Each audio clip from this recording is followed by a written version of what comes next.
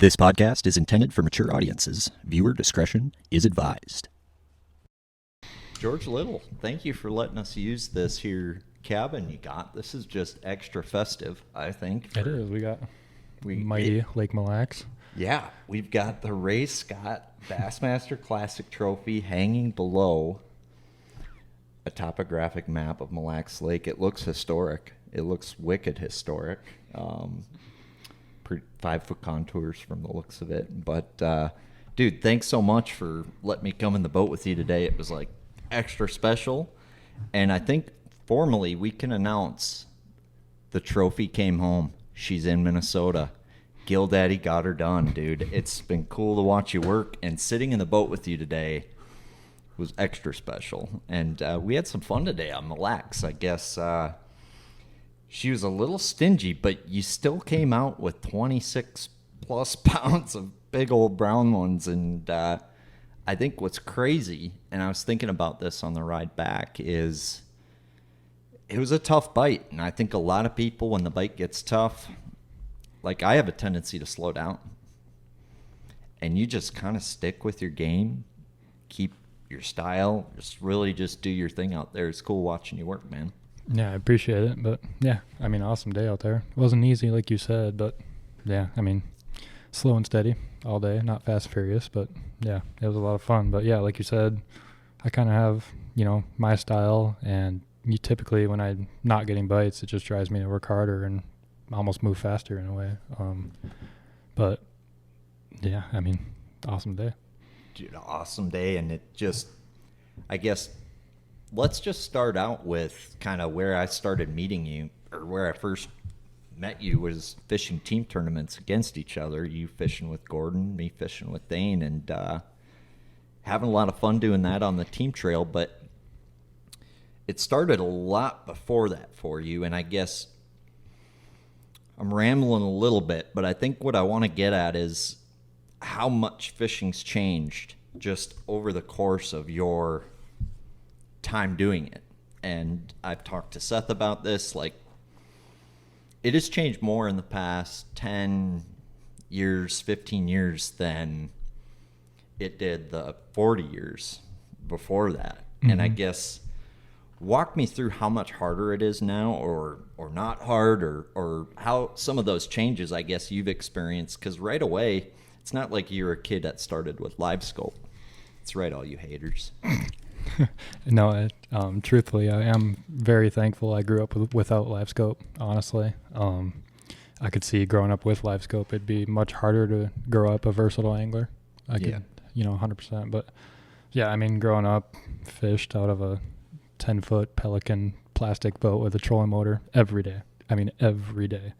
And I started on Hale Lake across the road from Pokegama in Grand Rapids, and I would throw a wacky worm exclusively and just catch them every day. And then eventually my parents got a 14-foot Lund with a 15-horse Johnson on it, and I would fish out of that every single day on Pokegama. And I had the same rotation. Shortly after I got that Lund, I figured out the chatterbait, and it was the most magical thing on Pokegama. I could do the same rotation every single day, and I would, I didn't have a scale then. I just had a tape measure. It was just all 18, 19 inches, probably 3.5 pound largemouth. But I would do the same rotation every day and just catch them on chatterbait. That was like my jam. That's awesome. Yeah. And then, obviously as I grew older, I kind of branched out and figured out all these new techniques. And then, I mean, that's really what I grew up doing. Wacky worm was kind of your first ever? Yeah. My dad showed me that. It was just a jig head. Any jig head I could find, just take it through a worm and cast it out. And no way. Yeah, cool. It was, that's what I grew up doing. So. And then the high school fishing, but it kind of started out, did you start competitively fishing with your dad, walleye stuff, before the high school fishing? Yeah, if I remember right. I mean, my first tournament, I was 4 years old with my dad, and as I got older, he got me more and more heavy into it, more tournaments every summer. And then, I still remember the day my dad came home from work and was like, we could start a high school fishing team here if you wanted. And I was like, yeah, let's do it. And then, from then on, we just kind of hit the ground running. But, yeah, I mean, high school fishing, it was kind of full circle today. All the kids were out there practicing for their tournament, and super cool for me to watch and, watch them do their thing, because it was 5 years ago. That was me. So that is 5 years ago. That is wild to think about. Dude, that is super wild to think about. Wow, that is only 5 years ago. Mm-hmm. Man. Yeah, and they're practicing for that today. They got a big derby Sunday. Big SATT, yeah. What was the competitive driver? You're super competitive, dude. So competitive. It's bad. It's really bad. What was a big driver for you, or who was a big driver for you in high school? Like for me, it was Mark Shirley. And Mark Shirley, if you're listening, he was like one of the other kids in we had the junior Bassmasters, so he's the other kid in my bass club. And we hated each other right away, ended up becoming best friends, but like straight up, I wanted to beat Mark every time. Mm-hmm. I was out on the water, all in good fun, right? But mm-hmm. Yeah, I mean, for me, it was Kobe Koenig, Ben Anderson. They're both working in the industry now. They were on our Rapids team, and then there was a couple teams from Lakeville, and just a core group of guys. We all still talk, which is kind of cool. But there was probably 4 or 5 teams that we all kind of dueled it out every tournament, and we all were super competitive with each other. So I guess that's kind of where it all started. But even before then, I think it's just my personality. I hate losing, and yeah, I mean, now that me and Nick, if we're kind of going against each other a little bit now, like he's doing the open on leech, and just me being me, I told him he's screwed. So I love that. Which that. I mean, I'm sure he'll do very well. So I mean, and hopefully I do. But yeah, it's just, and he shot it right back at me. He's like, no, dude, like it's just how we are, and I think that's why we've had the success we've had fishing as a team. Absolutely, and it's been cool to see him work even, Mm-hmm. Just on his own since you've been gone. I thought he'd miss you a bunch, but he's been holding his own. Oh, yeah. And I think did you guys fish a little bit over the winter again? Yeah, we did. A lot of tournaments on the Coosa we did last winter. But yeah, I mean, ever since I've been doing my thing on the elites and stuff, he's been doing Toyota Series, obviously the college stuff. He's about to wrap that up. But yeah, he qualified for the Toyota Championship. But yeah, I mean, he's really kind of proven himself. It's Absolutely. Super cool. Which you probably knew that was coming, but oh, absolutely. A lot of people, he flew kind of under the radar a little bit to you just because of nobody's had the last couple of years you've had, dude. Yeah. And I think you're the chosen one, Gill Daddy. You've got the right demeanor, you've got the right mentality, and you've proven yourself on the world stage. I mean, by the way, we got to take that thing fishing today. That's the first time I hit the water. We christened that Bassmaster Classic Trophy today. We took it fishing with us on Lake Mille Lacs, and I cannot believe you haven't done that yet. No, I've been too scared to. I mean, well, the story is obviously Teal wanted it on the podcast, and I told him that thing's not sitting in the truck all day at the ramp. So that was the conclusion we came to. She's coming fishing with us. So well, if you're worried about it getting stolen, I guess she's coming with.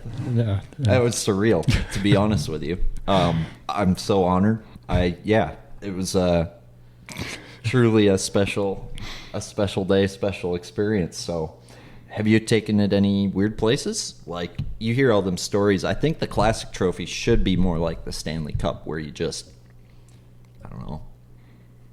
I mean, in my possession, it hasn't gone anywhere weird. It's definitely gone all over the place, but nowhere weird, I would say. I feel like there should be a cup on top so you can at least take one sip from it. Is it heavy? It seemed like it's a lot to hold over your head. The couple guys who won both the Classic and Elite told me that that's quite a bit heavier than Elite. So I believe that. I mean, it's heavy. I would just like to file a petition that I think they should just keep making the thing taller and taller, and everybody who wins the Classics and names should be engraved on the Classic. And I found this out today, Easton. Do you want to share? Hey guys, this is an exciting one. I just got back from Thorne Brothers, and they just recently took on this brand. It's called Galapagos Fishing. It's a Japanese brand. The guy is a guide on Lake Biwa, And it's just really cool to see some of the awesome products coming out of Japan, especially with the hype around the Sakamata shad.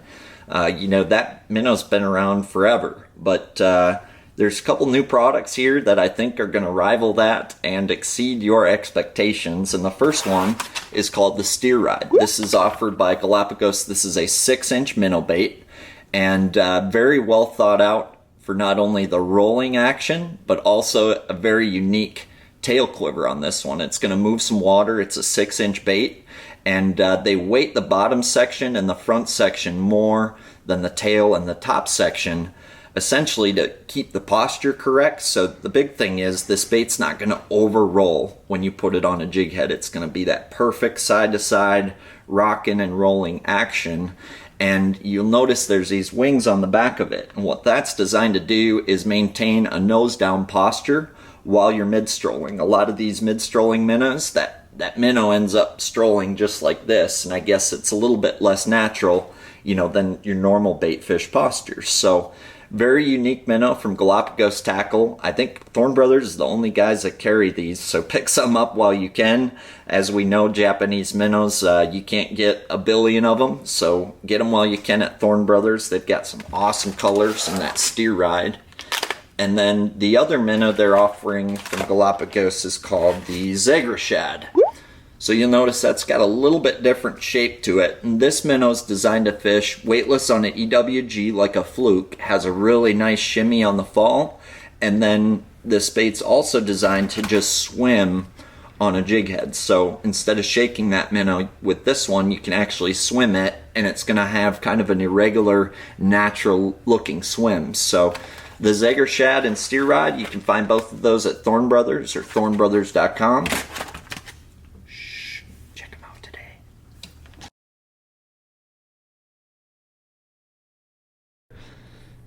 And is what it is. You got a trophy, right? But why isn't your name on the thing? You have to go. Yeah, that's the thing. You got to win 2 of them to get your name on a classic trophy. So, yeah, it's extra motivation, I guess. I just had no idea Woo Dave's won 2 classics or Jay Yellis. I didn't know Mike Iaconelli won 2 classics. That's false. I didn't know Takahiro Mori won 2 classics. I see his name. I didn't know Kevin Van Dam. He did. For sure. Clausen won in 06. That's a good point, though. Yeah, dude. But Duckett's name's on there, for God's sakes. Ike's classic trophy won't have his name on it. Mine will have his name on it. You get what I'm saying? So yours will be on the next one? Mine will be on the next one. Just not yours. Oh. It's just a year behind the names. Totally missed that.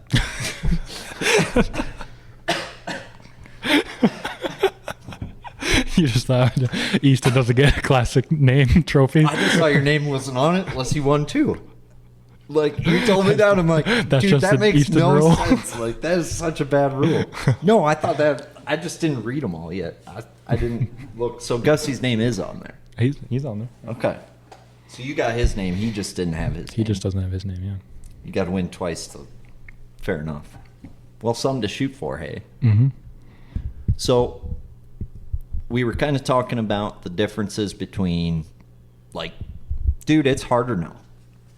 I seen it today on Mille Lacs. It's not easier to catch a bass out there. And that performance at the Classic, I think, was like a master chess performance. And I don't think anybody watching even realized that.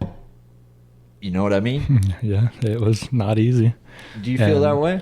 Oh, absolutely. And it's just, all the comments and stuff that I got, it's for like me and you, it's laughable to look at that and just, it's so obvious to someone who gets it that they don't get it. You know what I mean? Bro, I'm like, dude, people were acting like you were the first person to win a tournament utilizing that product. And it's like, I did not hear people chirping when Hamner did it last year.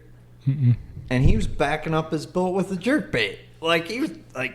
Yeah, he was full scope just like me. 100%. So, why wouldn't you? Right. So, dude, how does that feel, though? Like, that sucks. Like, I don't care. Didn't bother you one bit? Not one bit. Just to be honest, I laughed at it. What do you say? Like, how do you? In my mind, those people need to be educated. Like, how do you? I've thought about that. What do you tell those people? Like, what? Let's say they want to listen. What do you tell them? I mean, I'm open to your perspective. I mean, the only way to do it is to do what we did today, is to take them out and, you know, I'll catch a couple and then I'll give them the trolling motor and give them the rod and say, all right, it's your turn. And then they'd realize real quick. Like, that's the best way to do it. It's hard to put it into words. You're not wrong, dude. So, I mean, yeah, day one of the Classic, it was blowing 40 miles an hour, 3 and 4 footers. I'm throwing a 3/32 ounce little worm into trees and making sure it's not over any limbs or anything. And it was just so tedious what I was doing. And, you know, it wasn't easy. And, you know, someone like me who does it every day, scopes every day. So, I mean, I don't know. That's funny.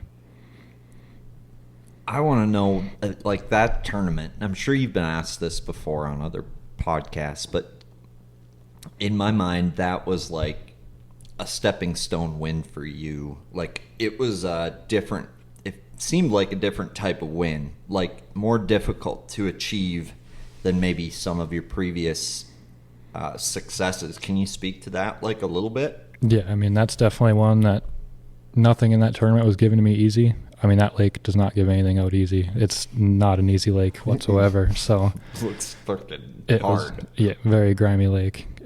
To be honest, all of practice, I was texting Nick. I was like, this is Leech Lake except largemouth.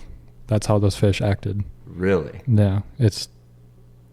I mean, there's a lot more big ones in there than, you know, the weights show and stuff, but it's just like Leech. There's smallmouth everywhere out there. They're so hard to get to bite. Same exact thing on Ray Roberts. So, I mean, I feel like that kind of played into my hands a little bit. You know, obviously not even close to the same techniques, but just having that mindset of, you know, just sticking with it, keeping your bait in front of big ones and it'll happen kind of deal. But yeah, I mean, that was the vibes that I had after practice. And yeah, nothing easy. I mean, it's every turn or every day. So going into practice, normally I just put the boat in the water and I go, no plan whatsoever. And that was one of the first tournaments I had in a long time where I really planned out my practice, checking these pockets this day, this one's the next day, just because the wind would be so hard. Like, day one of practice, the gusts were legit 60 to 80 miles an hour. I had 3 rods blow off my front deck into the lake as I'm fishing. Oh, yeah, I remember that. Yeah. Like, and it turned into just a dust bowl. You couldn't see nothing. I mean, my glasses, literally, you could wipe the dust off like, it was insane. Nothing like I've ever seen. Well, people were breaking stuff, if I remember. Oh, yeah. And, I mean, that was practicing for the Bassmaster Classic. I got off the lake at 2 o'clock. That's when you know it's bad. Yeah. Like, I just couldn't do it anymore. So is that why you feel like you had to plan your other practice days a lot more, but like accordingly, because you knew you felt like you had just shortened practice period? Definitely part of it. When I got off that day, it was like I got back and I'm just sitting in the house and I'm like I have to be productive. I just got on the weather and looked at the weather. Of course, it was going to be windy, so then I went to Google Earth and just really started trying to be strategic with the rest of practice, seeing that it's going to stay windy the rest of the event. So yeah, that's kind of when I really game planned the rest of the time. You know, I really looked at the tournament days and, you know, just watched it like a hawk all of practice, making sure I'll have stuff out of the wind for every tournament day. And yeah, just doing my best to be strategic with how I do things. Yeah. What was the key deal you were looking for or fishing that tournament? It seemed like, was there a lot of guys keying in on similar stuff and just couldn't, you know, get the bites? There was definitely guys in my areas. I think and obviously they were on the fish too. They could see them just like I can. I just feel like I had my baits that more dialed in. You know, it wasn't, I would throw, so obviously it was the bushy trees I was throwing at, and if I was lucky, they'd be on the outside of the bush and I would just hit them with a Nico right away. But a lot of them, I would throw a jerkbait into there and try to pull them out. And if they bit it, great. If they didn't, I would reel in super quick, grab my Nico, throw it in there and catch them. And then if they were so deep they wouldn't even see the jerkbait, I would just flip a half-ounce jig into there. And I think I caught one fish doing that every day, one key bite. It was a big one every time I did that. But Sure. that was kind of my rotation. Really had that kind of dialed in based on how they're positioned in these trees. So I feel like I was just, just maybe one or two more notches more dialed than the competitors in the area. Yeah. Yeah. To me, the luring out, to me, that next level deal is you luring the fish out so you can catch it on a follow-up bait. Like burning the jerk bait in so you can throw your other bait now that the fish is outside the tree. That's some gangster shit, Gill Daddy. I just want you to know that. Appreciate that. Why didn't the other pros figure that out? Like, why was it so grimy? Was it the wind and the weather kind of thing, or is that lake always like that? Well, obviously, besides your window stuff. But. It was a combination of things. It was the weather, and also on top of that, there's all kinds of trash fish in this lake sitting in the trees. Just all over the place. And I feel like, in that sense, it felt just like Eufaula, Oklahoma, the Open that I won. Yeah. I had an advantage already knowing what a bass looks like. I don't have to throw at gar or catfish. When I'm throwing at fish, it's a bass. And it was that same way at Ray Roberts. And I think that gives me another advantage over the competitors because I've spent, so much time doing that I know how the bass behave and how they position on stuff and just how they look. Mm-hmm. And, obviously that makes me so much more efficient than someone who may just be throwing at dots. Oh, 100%. And I guess, I'm sure it's a muscle memory thing, obviously, for you, but is it something you're able to describe at all? Like, being able to tell, obviously, the curiosity and the bait thing. Right. I mean... But then you've already thrown. Yeah, right. It's so hard to explain. To me, it's almost instinct. Like, it's almost a gut feeling, okay, bass, and I throw. Cool. I mean, the gars look like pencils. They're pretty easy for the most part, unless they're really big gar. Kind of like pike. Yeah. The catfish, a lot of times you do have to throw, and they'll follow your bait, and then if they don't bite, or when they react to your stuff, I know basically 2 tail kicks, I know if they're a bass or not for the most part. But catfish typically do not go to the structure they're sitting on if they don't bite. They'll just keep swimming. And a bass, if he comes out and he doesn't bite, typically he'll go back to whatever he was sitting on. That's probably the most key little nugget right there, because I don't know if a drum would either. No, drum keeps swimming. Nope. Yeah, the drum don't care what they're sitting on. The bass are almost territorial of their stuff most of the time. That makes perfect sense, and I've definitely noticed that. Like, I got a little lake by me with some brush piles in it. And I wouldn't have made that comparison until you said it, but now that you say it, it's like dead obvious sticking me in the face. That's a really good little nugget, dude. Yeah, and then on top of all that, the water would dirty up, and obviously when that happens, I'm leaving, and there's just so many, outside components that I was kind of working into the game plan, so to say. Yeah, so those wind would switch and dirty up a different area. If that area would get dirty, would they just leave, do you think, or harder to target? Just harder to target. Yeah. I could have maybe found another way, but I didn't want to spend the time doing that knowing I have clear water places to be had. 100%. You know what I mean? So, but there was just so much changing in that event. And, if this was my first classic, like in my first classic at Grand, I was just, it's hard to ditch everything and go do something new in the Bass Bash Classic. Just throw everything out the window. Imagine. So just being that much more calm in this one definitely helped me just be like, because it's a big decision to pull out of a pocket, idle, out in all these waves through the timber, run across the lake in these giant waves. I mean, it takes so much time out of your day, and it feels like such a gamble, and that's just, I don't know. I was just so calm in this event and just so confident. If this was my first classic, that would not have happened. So did you fish a lot of new water tournament day that panned out? Day one, the wind was so strong it forced me to kind of stick to my one pocket, and it paid off, just slow and steady all day. Day two, obviously I had that really big bag, started where I caught him day one, went to a new area, caught him pretty quick, and then I practiced the rest of day two. Found the area where I caught my 8-pounder to win, And then I found another area that had like giants. And looking back, I don't know why I didn't start there, because I knew the wind was going to switch in the afternoon of day 3 and be pounding into there. So, but that was just one of them deals. I just had a gut decision to go somewhere else, so that's what I did. So something about that tells me that I went to Cotton more if I did go there. Right. You know what I mean? So it's, I don't know, just gut decisions on the fly. Absolutely. Absolutely. And I know you're big about Nico weight and stuff, and I think you're catching them one day on a heavier one day on a lighter one. Is that right? Mm-hmm. How do you dictate, I guess, lighter versus heavy? I have obviously a hunch, but what's your process with weight? Number one is where they're positioned on the structure and in the water column, and then secondary is how they're reacting to your baits. Day 1, it was windy and gloomy, dark skies, and they were positioned right on the bottom. They were not hovering in the trees; they were on the bases, just hovering around the actual stumps of the tree.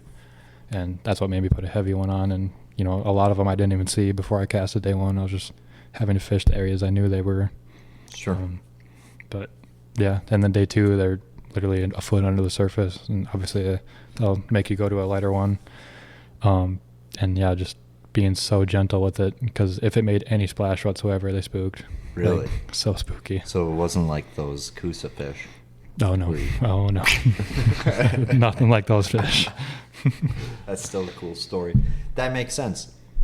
How about weight? So I was watching something where a guy was talking about, a weight that hangs external versus a full internal one, and how he's saying the internal one makes the bait fall better.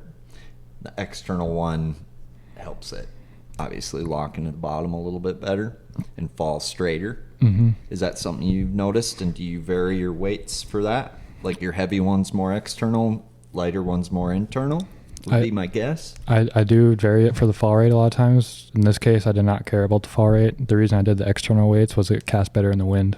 It cut through the wind when you're casting. That makes sense. So if you did internal weight, the worm kind of, it gets all jumbled in the wind. It doesn't go where you want. And doing what I was doing, you had to be so accurate. That external weight it was just like pew, pew, pew. I just felt like I was just... For sure. Sharpshooting them. Yeah, it's pretty cool how much of a difference the external weight makes in the wind. Just castability. Mm-hmm. That makes sense, dude. And then next question I got is, are those fish eating that thing on the fall, or are you shaking it over them? I was shaking it over. That's what I thought. I was putting it on their nose, yeah. Fishing it just like a minnow. And that's a sneaky deal I got, is replacing a Nico for a minnow. Yeah, let me know if we need a cut, because I have not played with it enough. Japan, you hear those guys, like, that's like a taku. I feel like that's a taku ito thing, no? Yeah, absolutely. Yeah. Crazy, man. And it's been proven to be probably one of the most fish catchingest baits. Is there more fish catching bait than a Nico in your mind? No. That's my baby. Dude, that's awesome. And then you're rooming with Dakota Ebert, right? Mm-hmm. How's that been? It's been good. I really didn't know him that well before this season, so it took a little while for us to get comfortable with each other, but now we're really good buddies. We text all the time, and it's been really good. He seems like such a good dude. Super cool dude. Yeah. And are you guys are kind of filming stuff throughout the season, right? A little bit? The Kings of Bass by Strike King and Lose YouTube series. I didn't know if it'd be called E&E or D&E or... Maybe next year. We'll see. Dakota and Gill Daddy's Adventures. What's he like? That's like polar opposites. You got a Minnesota boy, and then he's Louisiana or Texas, right? Yeah, he grew up in Louisiana, now living in Texas at Sam Rayburn. So, yeah, completely different backgrounds. And he is a extremely conventional fisherman. And obviously, I'm the most nitpicky perfectionist. Really? Yeah. I would have thought he was at least in between, but he's pretty meat and potatoes. There's, a select few trends he's kind of caught up with, but for the most part, he is extremely conventional. Interesting. So it was kind of cool for me to see that, it's more up here than it is in your tackle. I don't disagree. You probably got a live scope, but I bet you don't have the scoping rod from Vocelka Fishing and Custom, designed to hit those targets right on the noggin on that live scope, whether you're fishing a 3-inch minnow all the way up to a 6-inch minnow, from a 16th ounce all the way up to a 1/4 ounce. This is the perfect mid-strolling rod. Visit VocelkaFishing.com. Check it out today. Scope straight or scope home, ladies and gentlemen. So I don't disagree. Huh. What's like, you guys have any little things that are consistent? You guys have like a cut ice cream, or like you have gator. If you guys both make the cut, he'll make you some alligator. Not really? not really, no. I mean, we're same personalities. You know, we're both extremely competitive and that sort of thing, but fishing styles, I would say, we're fairly different. Does he fish slower? Mm-hmm. Because you're the fastest tank fisherman I've ever seen in my life, or I've ever been in the boat with. I'm the fastest fisherman I've seen in my life. I've never seen anything like it. And it's really cool that I got to sit and watch it, because a lot of like what you say and why you do things makes a lot more now. like, it made sense, but like sit in the boat with you for 8 hours, and it's like it's like way more of a light bulb, dude. Mm-hmm. Way more of a light bulb. What was the biggest challenge you've had to overcome since being on the Elite Series? Confidence. I think that shows in the first 2 events, and then my trajectory from then on. Yeah, It's all in your head. it is all in your head. Every bit of fishing in your head. And what were some of those, I guess, things that were holding you back that you kind of identified? Did you feel like you fished too safe? I fished scared. I was completely starstruck that I was around all of my idols, and I was a little bit imposter syndrome, like, holy cow, like, do I belong here, that sort of thing. And yeah, I fished scared, knew what I was doing was wrong in both of the first 2 events, and I continued to do it just because I was scared to make the adjustment. And first time I've done that in a long time. So Paul and I called me afterwards, and he kind of walked me through, like, do you know what you did wrong? And I said, yeah, I fished scared. And he was like, well, there you go, fix it. So that was super cool. That is super cool. For me to, obviously he's been one of my biggest idols growing up. So to have him say that, I was like, yeah, well, let's do it. Absolutely, dude. Absolutely. And I'm sure you guys talk a little more frequently now. I bet, yeah. I would consider it a growing friendship for sure. Awesome. I think we're both kind of respecting each other more and more as time goes. So super cool for me, and I hope it's cool for him too. Yeah, dude. Who are some other idols, I guess, that you feel like you get to call friends now? Fighter. Yeah, absolutely, dude. Got to fish with him last week. Super cool. That's sweet. Super good dude. And there's honestly, half the elite field I would consider, guys like that, guys that I've looked up to. So super cool. Absolutely. Have you gotten to spend any time with Kevin Van Dam since winning the Classic? Just out of curiosity. I did right after winning. He came up and congratulated me, and yeah, I mean, there's plans for us to shoot some stuff together at ICAST, so really looking forward to that. Cool. I saw him all dressed up after you won, walking somewhere around that center. I was like, I wonder, because was he the youngest to win the Classic before you, or who are you? You're the youngest to ever win the Classic, right? Second youngest. Second youngest. Jordan Lee was the youngest, or no? It was, I can't remember his name. He ended up dying in a plane crash. Oh, that's right. I can't remember his name, but that was him. He was 21. Damn. That was a while back too. Mm-hmm. Damn. Mm-hmm. Who was that guy? Can't remember his name. I can't remember his name either, but I've told like a million people. I'm just drawing a blank right now. But yeah, going back to my fishing style, it probably makes sense to you now, but growing up, I idolized KVD and Aaron Martins. Does it make sense how I've combined the two? yeah, dude. I always I got to feel it today and watch it and really, really experience it. But I've always told people that, like, if I didn't know Gordon, I'd say, KVD and Aaron Martins may have had a kid in a lab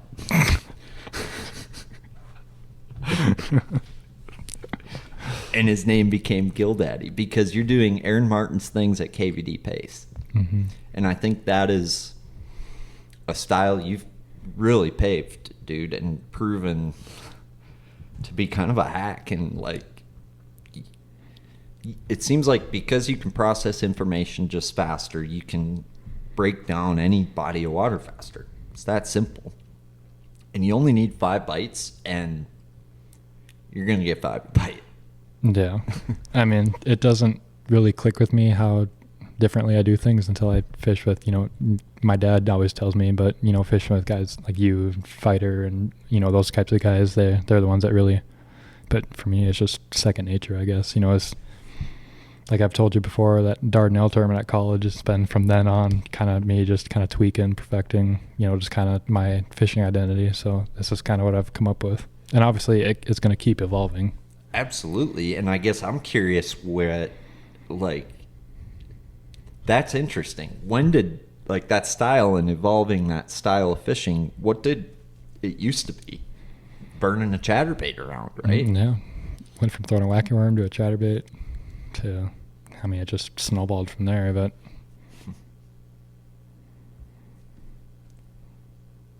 So you just got quicker and quicker and quicker? I realized throughout college that all fishing is an efficiency game. That's all it is. And, that's kind of where I get my style from. Just put my bait in front of as many fish as I can in a day, and whatever bites. It's kind of how I roll. Were you good at math in school? I love math.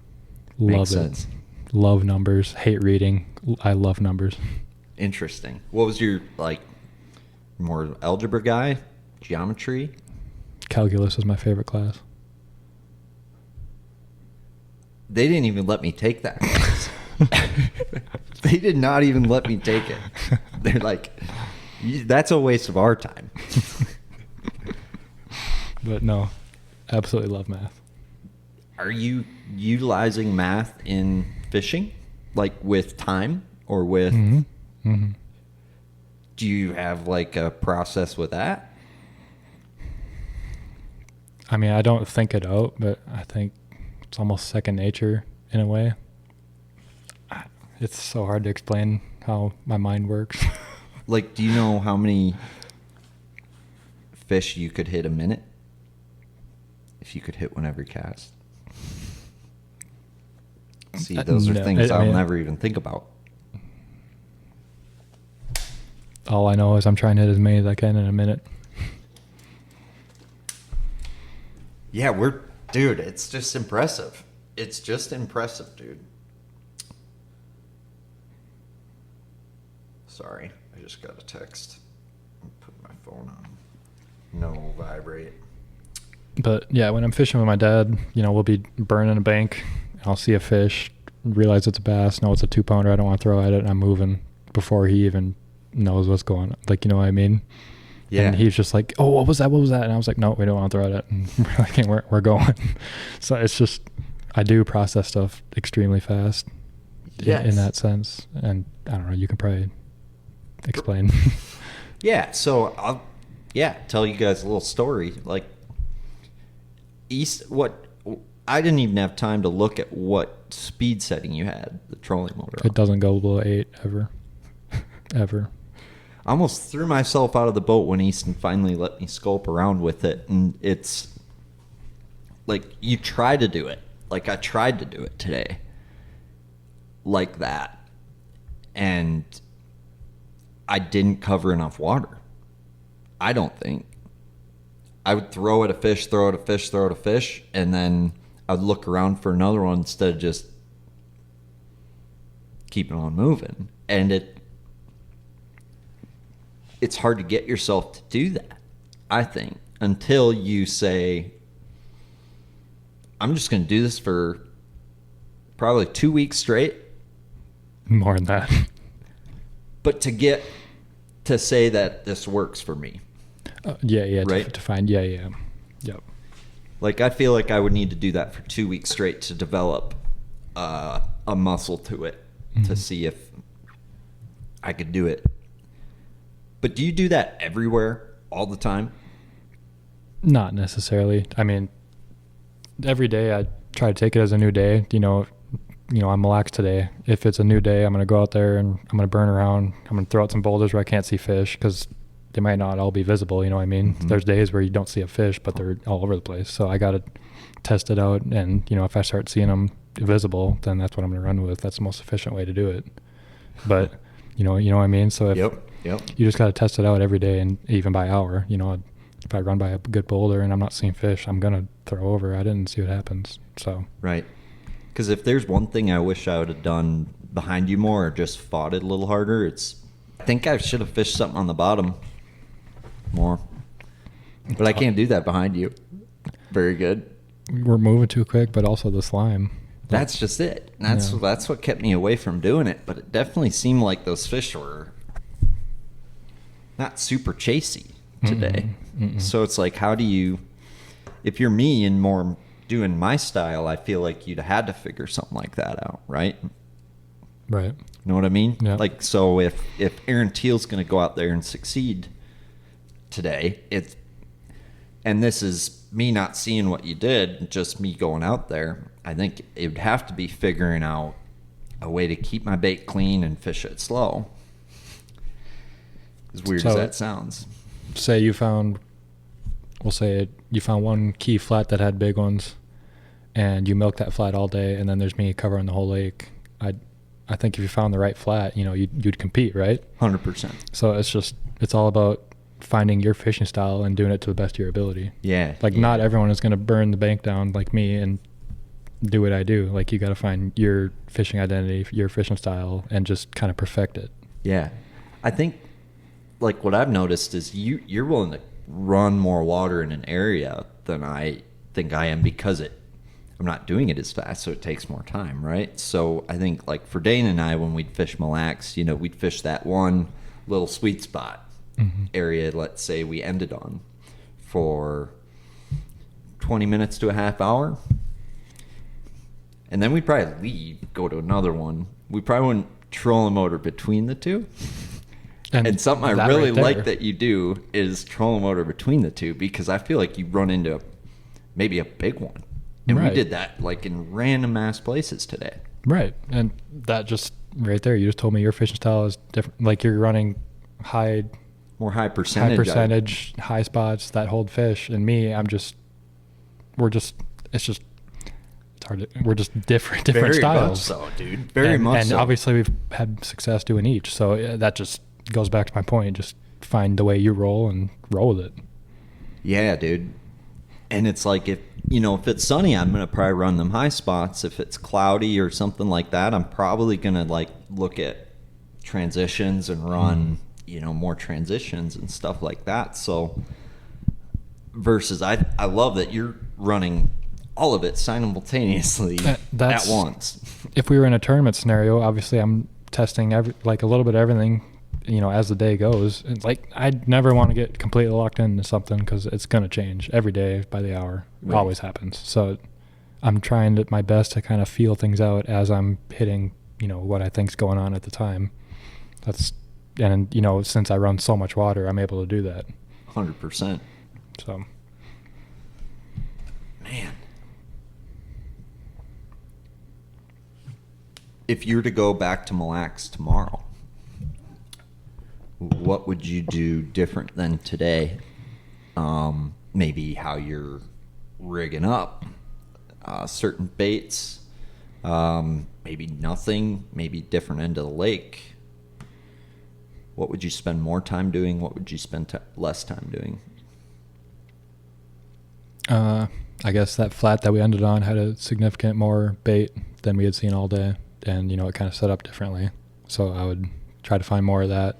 Kind of, it might have been part of the lake deal. It might have been the way, the structure kind of set up. But that would be my goal to figure out in the morning, was to kind of dial that in, why the bait was in that area, or, just why the bait's there, and try to duplicate it. Because you always want to be, the biggest thing I do when I show up to a lake is try to find where the biomass is at. Yeah. First thing I want to do is find where the bait's at. Right. And then that's when I'll start actually fishing. So, when I saw all that bait in that area, a light bulb went off for me. Like, hey, this is good here. And we hadn't seen bait all day long. I wonder if that's why that end of the lake's been Why is there more bait on that end of the lake, it seems like? Just in general. I don't know, but that's where the fishing is good. For sure, dude. And that's why. Right. That's where it's going down right now, so. This man caught 26.5 pounds today on Mille Lacs, and he would do things differently tomorrow, for what it's worth. There's not a lot of people that would say that. A lot of people go do the same thing they did the day before. I love that, dude. There's always better. If we caught 32 pounds, there's better. Always. What's some other non-conventional things you like to put over their heads? I think everybody's so focused on this minnow thing that they might be losing the forest and the trees. You don't need to say specifically. I mean, that Nico's a big one, Yeah. but I don't know. Minnow's just a tool, just like any other bait. Yeah. They're all tools. So it's, I don't know. I mean, I have a wide variety of baits I throw, and I use every one of them. So it's just letting the fish talk to me and conditions. And, you know, a lot of it's what I can be the most efficient with. You know, obviously, you know, it got windy today, so I threw a minnow. I wasn't throwing the super finessey stuff when it was calm, just because I can be more efficient with a bigger, you know, beefier minnow thrown in the wind, and that was the main reason why I picked that up. And it's just little things like that that help you be more efficient is the main reason why I switch up normally. I'm big on that, and I feel like I'm really good at that till you put a ton of scope in my hand. Like, you know what I mean? Like, when we're talking about a river, it's 100% how I think. Like, efficiency of the lure. If it's scummy like today, right, I can work through that efficiency. But with the scope efficiency, like, you're throwing a 132nd ounce Nico in the wind at Ray Roberts. That wasn't the most efficient lure, or was it because they were eating it? That was just what they were eating. Mm-hmm. You know, I started in practice at that event throwing a minnow because it's efficient. I can buzz around, and you know, and I quickly realized that's not the most efficient way, the way they were set up on the trees and stuff. So went to the Nico, threw heavy ones, and it just they wouldn't eat it the same. I couldn't present it right, so that's what led me to the 332nd. So even though it wasn't the most efficient way to do it. Right. Are you noticing that minnow? Dumpke and I were talking about this, and he definitely, I'm assuming I'm going to know the answer to this, but they're starting to not eat the minnow as good down south. I feel like we're still pretty early on that up here. Yeah, no, that's the fish. If they see enough stuff, they'll adapt. They always have. So, and we're seeing that, especially on the TVA. They're adapting big time. So it is a mental sport, but your tools do matter. They do matter. They do matter. Even though it's 90% mental, your tools are the other 10%. I mean, if they're dodging, if you're an efficiency guy and you're catching 1 out of every 10 you throw at versus 1 out of every 30 when you throw this bait versus this bait, is that all in your head, or is that bait just better right now? I think it's better. We saw Yeah, that tonight with the one bait. Yeah. I mean, yeah. So there's a fine line. Like, I believe always. you with this meat and potatoes stuff. Like, yeah, Yeah. most of the lakes I fish, we catch them on a craw tube still. Really freaking good. Not rocket science, but Tonka, Boji, Mille Lacs, those are the places you fish tournaments on. Seems to be where those things matter. Yeah. Quite a bit more. Mm-hmm. I know on Leech last year, it was like, it mattered. Mm-hmm.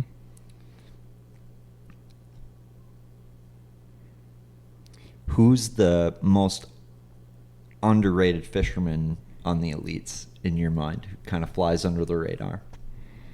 It was Jay until this year. Now he's leading AOR. 100%. Jay That dude is so good. Dude, he is so good, and I guess you know him pretty decent. And what's cool about you and Jay is you have similar kind of stories. His dad's a walleye guy. Your dad's a walleye guy. Both kind of northern dudes and just natural fishy dudes. You have a very similar demeanor to you. Same exact personality. Really? Yeah. How about fishing style? Fishing style too. Is he? I think I'm more of a dial the bait in kind of guy. He's a little more simplistic with his tackle, I guess. But we're both the same. You know, we don't care how we catch them, just as long as we're reeling something in, we're happy kind of deal. So. Is he burning water like that too? Mm-hmm. Yep. Who are some other guys who are like, that's their kind of burning water, trolling water on, you know your competitors. One guy's on 3, one guy's on 5, one guy's on 8, one guy's spot locked. The guy that's probably almost as fast as me is Wesley Gore. Really? He moves almost as fast as me. Who else fishes fast?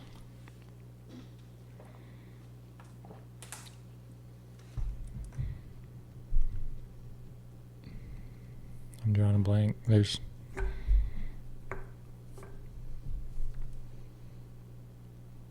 me and Wesley are definitely probably the fastest on their leads.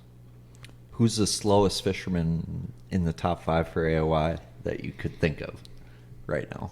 Like Bill Lowen. Bill motherfucking Lowen. He's tearing it up doing it too. He is tearing it up. He's doing bad things in bad places. I can't remember his pace isn't turtle slow. No, I'd call it mid-speed. Mid-speed, Mm-hmm. yeah. Like, and Bill Lowen's definitely not my style. Who else is, like, that's a cool top 5. Like, Bill Lowen's in the top 5 for AOI, Jay Shakur, Trey McKinney. Chris Johnston, Patrick Walters. Yeah, no surprises there. Mm-mm. But Bill's kind of cool story. Obviously, we all know he's a shallow water fisherman, and last year he's told quite a few of us just how flustered he was with this. Last year was a strictly scope schedule. You needed a minnow to go win AOI basically, or contend for it. And he got all flustered. And this year, it's not all scope by any means, but a lot of it. And he said, "I'm doing it my way. I don't care." And that's what's happening. He's fishing free, happy, and that's what's happening. So that's the biggest thing in fishing is positivity and have fun with it. So absolutely. Now, talk about banning scope next year. I guess, I don't know, had people talked to you about this yet on a podcast? Not really, no. I think that's a good thing to talk about, I guess. How do you feel about that? Probably first off, do you feel like it's trying to pander a little bit? I mean, for me, honestly, I really don't care. I know you don't. Whether we have it or not. But, like, we've opened Pandora's box, and now people want to put it back. I guess that's... Everybody's on the same playing field. I get that. Right. I mean, for me, it's so hard for me for Bassmaster to be the leading organization, and all of a sudden we don't have it, and all the public has it. That's why... That just don't seem right to me. I mean, people are supposed to watch Bass Live to learn. All these public people know that they can go out there and scope and just wreck them, and we're grinding for 5 bites. And an event like Smith Lake last year would be a prime example of that. So, I don't know. We all want to be teachers and be the leaders in the sport, and then I feel like we would take away from that a little bit. Well, not to mention, I mean, like talking to Emil Wagner about Lanier and just his guiding experience. Like, it used to be throw a spook over the spot so and they freaking go. And he said, now you literally could not catch those fish without live scope. So, I mean, people hate live scope that much that they want to go watch people try to catch a bass on Lake Lanier. Like, how do you catch a bass then on Lake Lanier when there's no scope and that brush pile topwater deal is going down? How does Easton Fothergill go catch a bass that day? Do you go flip the bank? I'd be throwing a Senko. Wacky worm. That's what I would be doing. I mean, for a competitor aspect, it would be fun, kind of. But I can't get past the fact that I know how many people are wanting to learn from us, like I said. And, and Dude, watching guys scope, I learned so much. right. And that's the other thing, like all these social media comments and stuff, the people being negative are the minority. There's so many people that love watching, and there's going to be so many less people being like, oh, I love this so much, watching this was awesome. You always hear the negativity on social media. It was designed that way. Exactly. So what you're saying is the world is maybe a better place now than it used to be. It just doesn't seem that way because we're exposed to... I think bass fishing's in the best place it's been. I agree. And, growing up, they always told us, we want people watching bass fishing and we want youth in the sport. And we're doing those both at the best we've ever done it right now. They sent out a thing at Lake Fork, most viewership they've ever had, and I promise you there's a flood of college kids working their butt off to get in the elites right now. Yeah. And I think the sport's just evolving, and there's, some people set in their ways that, they're like, whoa, like, you know what I mean? Yeah, I mean, and it's always kind of been that way. Even since I was a kid, it's kind of a good old boy sport. That's how it's always been, but it's actually turning into a true sport now. Right. Like, it's turning into the way if you're not competing at the best level, you're gone. And it's going to happen fast, and it's going to happen faster and faster every year. Yeah, yeah. And that's due in part to, almost all in part to high school and college fishing and just how ready everyone is coming out of those ranks. 100%. It's scary. Do you think you'll see a change in if they do ban scope, let's say for half, are you going to see a change in that younger domination? Because I feel like we might be seeing that take place on NPFL. Like, are we drawing a line in the sand on age here? Like with that? I think it would take some steam out of their sails in college fishing if we did that. I think it would take... It would definitely hinder it. The drive to fish the Elite Series would, from the youth standpoint. You think they'd be less likely to want to? I think so, in a way. I think I was more saying, would they have a harder time? Because what are they going to do about the Opens then? They almost have to do the same thing for the Opens. They'd have to, all the way down to college. So which of the Opens do you split up then? It would be the biggest mess if they did half and half. I agree, dude. That'd be a nightmare for them. Unless you literally tailor the schedule that good. Like, if you go to Lake Vermilion, that's okay. That can be a non-scoping tournament. No. Yeah. It can be. Like, everybody will still catch a pile of bass. Mm-hmm. But this year was literally perfect. Literally. I agree. Like, couldn't be a more perfect year. Without making the rule, they basically made the rule. They made the rule with the schedule, which is the way it should be, which is what people were saying they wanted before this season. And now we're here. They did that, and we're still complaining. Like, what are we doing? Sounds like...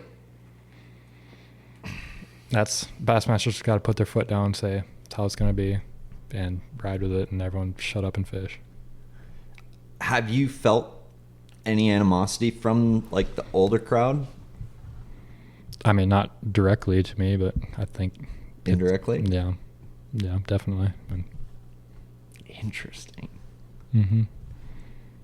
What do they call you, Scopey McGee? Probably. I mean, like I said, I haven't heard it directly, but I know very well I'm known as a scoper, and yeah, I mean... Yeah. But, I mean... I think what place did you have on the river last year for the Open? 12th.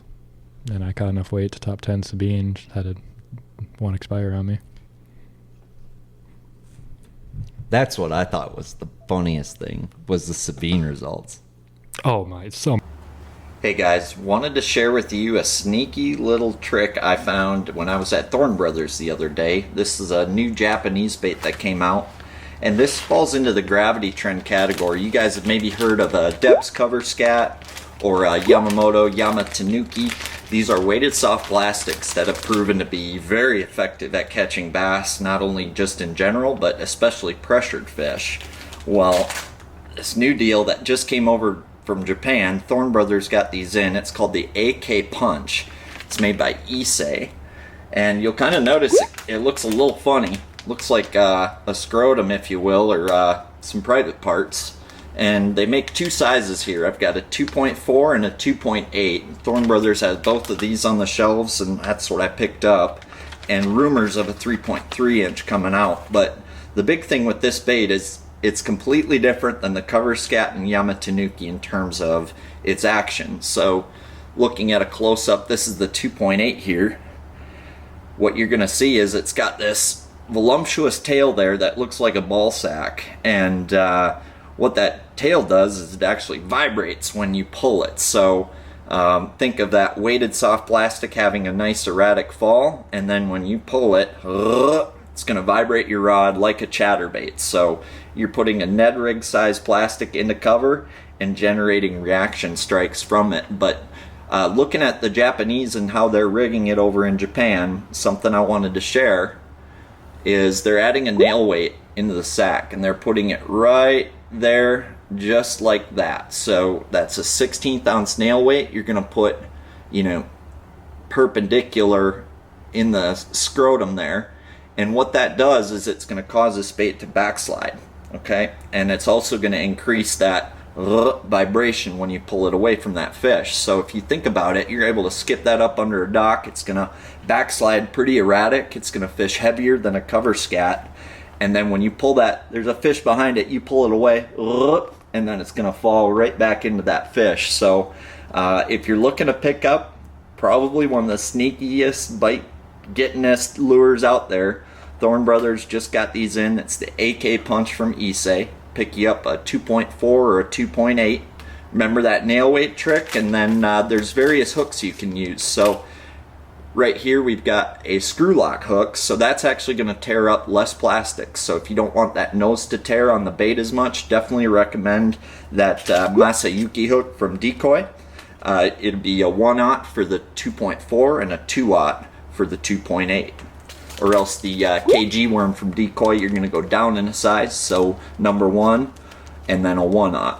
So the 2.4 versus the 2.8. So the 2.4, the baby size one, is designed to fish on spinning gear. So get you a Vocelka Fishing and Custom, medium or medium light action, up to 12-pound test fluorocarbon on this one.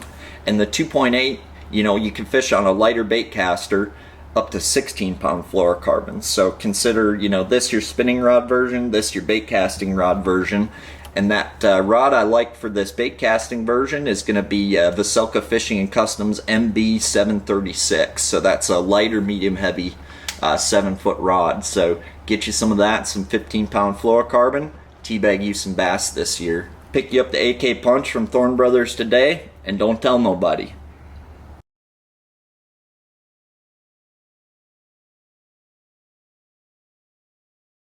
many scopers in the top 25. Oh It was my silly. God, that was just hilarious to me. And yes, some people caught a couple fish scoping, but I don't care who. KJ Queen did. KJ Queen did, yes. But you will not go there and win that event fishing live scope. It's not possible. No. It won't happen. No. That was such a cool event. Oh, I hope we go back next year. I'm probably the only one in the whole field that would say that. And I told you, I'm super excited to go there, and now I want to go back even more. I love that place. Yeah. Did you catch any of them on the little peanut thing? Top water thing? No. Everything was spinnerbait and flipping. Spinner buggy bite's fun. That's so much fun. Yeah. Is that you throwing a spinner, like, have you thrown a spinnerbait in other events or just that one so far? A little bit of 10 killer. But that's it. I threw a little bit in Pasquotank. It wasn't the deal. Buzzbait was the deal at Pasquotank, but yeah. 10 killer and Sabine. I love a spinnerbait bite, but it's purely a feeling bait for me. Like, if I tie it on at the beginning of the day, it's a like, I feel like I need to throw a spinnerbait right now. That's like,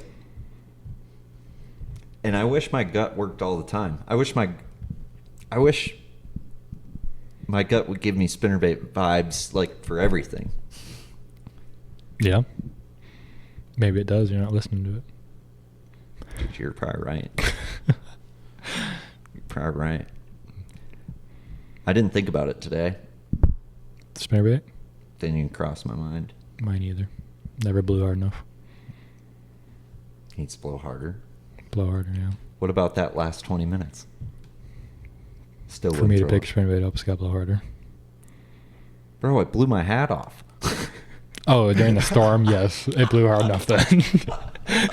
Still ain't gonna pick it up. I wasn't thinking about fishing. I was thinking about getting a boat on a trailer. Because how much water is the Sabine? That's like, you can run like Oh yeah, I ran 100. 40 miles. You can run all the way to Houston, Texas, which is over 100 miles. Didn't Robertson do that? Fill up with gas? This year? Was that at Sabine or was that at Pasquotank? It might have been Pasquotank. I guess I'm not sure. What did you think of that place? Awesome. Yeah. So cool. It was cool how there's no tide there, even though it's on the coast, which is super interesting. But in my area, the water fell out like 2 feet and just due to the wind. The wind moved that much water and blew the water out of my area. So there's like, the place is so big, there basically is a tide from the wind, but no tide. It's super interesting. Oh, so like is it that shallow? The river I was in, the whole main channel is 8 feet, and yeah, all my little pockets and stuff were 2 to 3 feet. So very shallow. Wow. I would not have guessed. And you had a good finish there. 4th place. Man, I can't imagine how proud Gordon is. We're going to do a Gordon, Easton, Aaron podcast one of these days. That'd be fun. Okay, here's a good question. What's some things that you brought back over to walleye fishing from the bass side, fishing with your dad, since, getting hardcore? Have you been, because I know you guys just fished a tournament, a walleye tournament, or do you just kind of put that stuff away and go full Gordy at that point?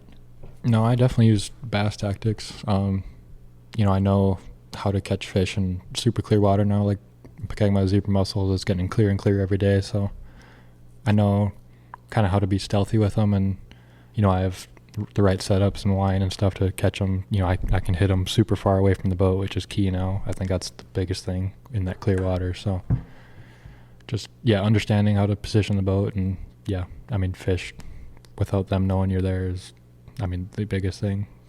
What's like the best bass lure to catch a walleye with? Swim bait, Kitech, or Strike King, Rage Swimmer, excuse me. any swim bait. Any swim bait. They, even more so than a bass, they love reactionary baits. I've noticed that. Stuff getting snapped in front of their face. So for me, it's a 1/2 or 3/4 ounce swim bait being snapped in front of them. But I guess that brings up another point. My bass fishing style, I fish the same way for walleyes. Putting my bait in front of a bunch of different fish, and walleyes are kind of different because I think they fire in schools more so than bass. You'll have one core little area, and if that school's not going, you just go to another, bay, pocket, that sort of thing. It's just like little zones of the lake, I guess, fire more so than a bass, I would say. I noticed that on leech. Like, if I could get enough walleyes grouped together, I could get like 3 of them to eat my A-rig. And what I really noticed, like, if you get a rogue big walleye and you could get a glide bait within 10 feet of it, have you tried glide baiting a walleye yet? I've tried on Pokemon, but I haven't got it to go. Really? No. Man, I would have thought that would be a lake that... You would think with all the Cisco's in there. 100%, dude. 100%. What do you think it's going to take to win on Pokegama for the team trail? I can't remember when that tournament is, but 24 pound.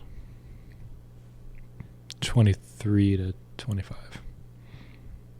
Maybe it won't be too much over 25 if it is. Yeah. Who's your pick? Hayden Anderson. Wow, doesn't even pick Dumpke. It's okay. Doesn't even pick Dumpke. I forgot he's fishing it. Oh my God. Sorry, Nick. I can cut that out if you want. Yeah. It'd be Hayden or Nick.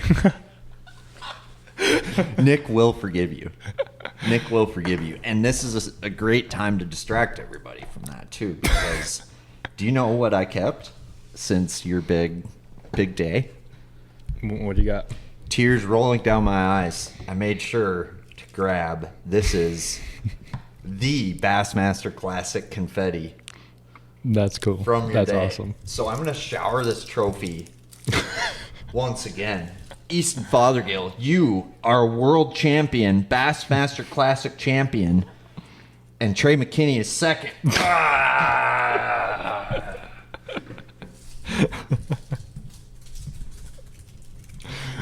I was just like trying to figure out how I could fasten like just one of these to my boat, just for good juju.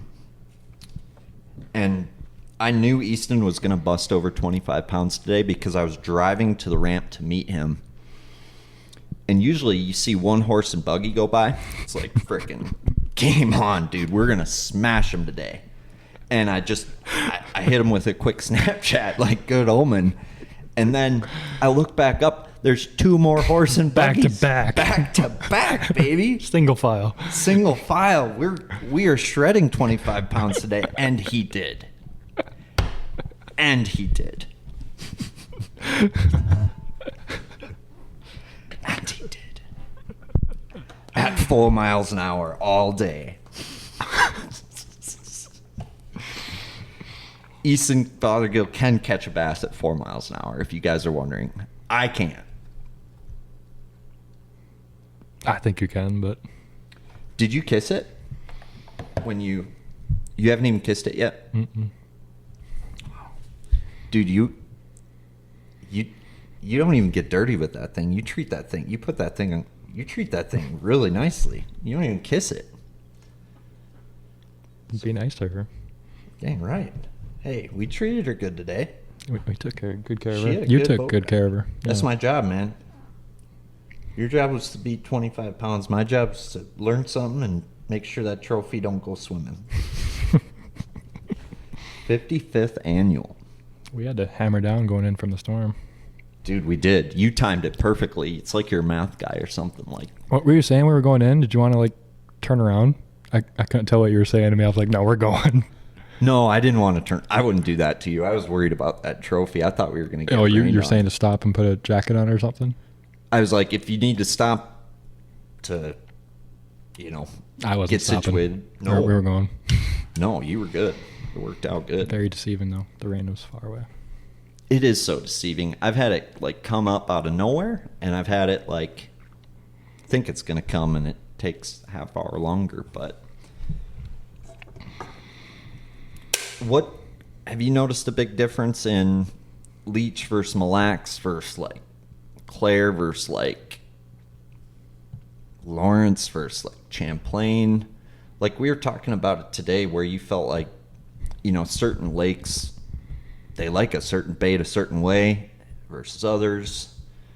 And I think, is it more topographically how those lakes set up? Is it more mood of the fish? Is it forage? I mean, because in my mind, a smallmouth's a smallmouth, but a smallmouth ain't a smallmouth. I've been to Sturgeon Bay. Like, they ain't the same. I mean, the way a leech is the way it is, it's got to be the rusties. It has to be. You just have that many still? Leech? Yeah, like. Oh, carpet. Anywhere you go. Yeah. I mean, I was there this week, and yeah, I saw them everywhere. Mille Lacs used to be more that way. And St. Clair, not so much. They got regular craw. I'm not sure on St. Clair. Remember Seth was saying he'd always looking for a craw bite out there. St. Clair? Because he thinks they weigh more than the perch fish. That was one thing I noticed today on Mille Lacs. Notice how we got in that other, they were a little fatter in that one zone rather than where we started. So that was interesting, and also where the bait was. Right. I didn't see, besides that one deep spot, I didn't see him like that one deep fish you caught. Thing. I mean, it was a cloud, yeah. That thing was projectile vomiting, Easton. Yeah. Like, so maybe we should use that as a clue and went deeper. Who knows? But I mean, we were kind of out of time at that point. right. But I don't know. Them deep fish seem fickle a little bit too. I mean, we hit one spot, but and they were all kind of fickle. It seemed like we couldn't catch more than one or two out of a pod. Anywhere, yeah. Yeah. Which, why do you think that is? I think that's a time of year thing a little bit, personally. I think. Or dirty water. We talked, yeah, it's the water clarity. Smallmouth are such sight feeders where if they can't see the bait, they kind of second guess themselves and they're not willing to fully commit like they would if it's the super clear water. Do you think we should, like, brighter lures, like more stuff they could see better? I've noticed on Mille Lacs that they get tighter to cover, and I thought that was maybe because of the muskies, and more of a safety thing. Like, they get really tight to boulders, and they, for the first time, will get in the milfoil. Like, I've noticed that out here. Like, after rain, cloudy day, like, they're catch a smallmouth in the milfoil, 4-pounder, whatever. But this lake more than ever, though. I don't notice that. Do you notice that with other lakes, too? Yeah, that's any smallmouth lake. You know, anywhere you go, and if I see muddy water, I'm looking for the clean water. That's what I like to do, is be in the cleanest water possible. But that's not to say you can't catch them in the dirty water. I'm sure you can. It's just not what I like to do. Right. And that was kind of a conundrum I had on the river recently fishing lacrosse, because we had just water was going like this. Don't say it too much. Oh, gotcha. Okay. Thank you for correcting me, and definitely don't want to Scott Martin you in any way, shape, or form.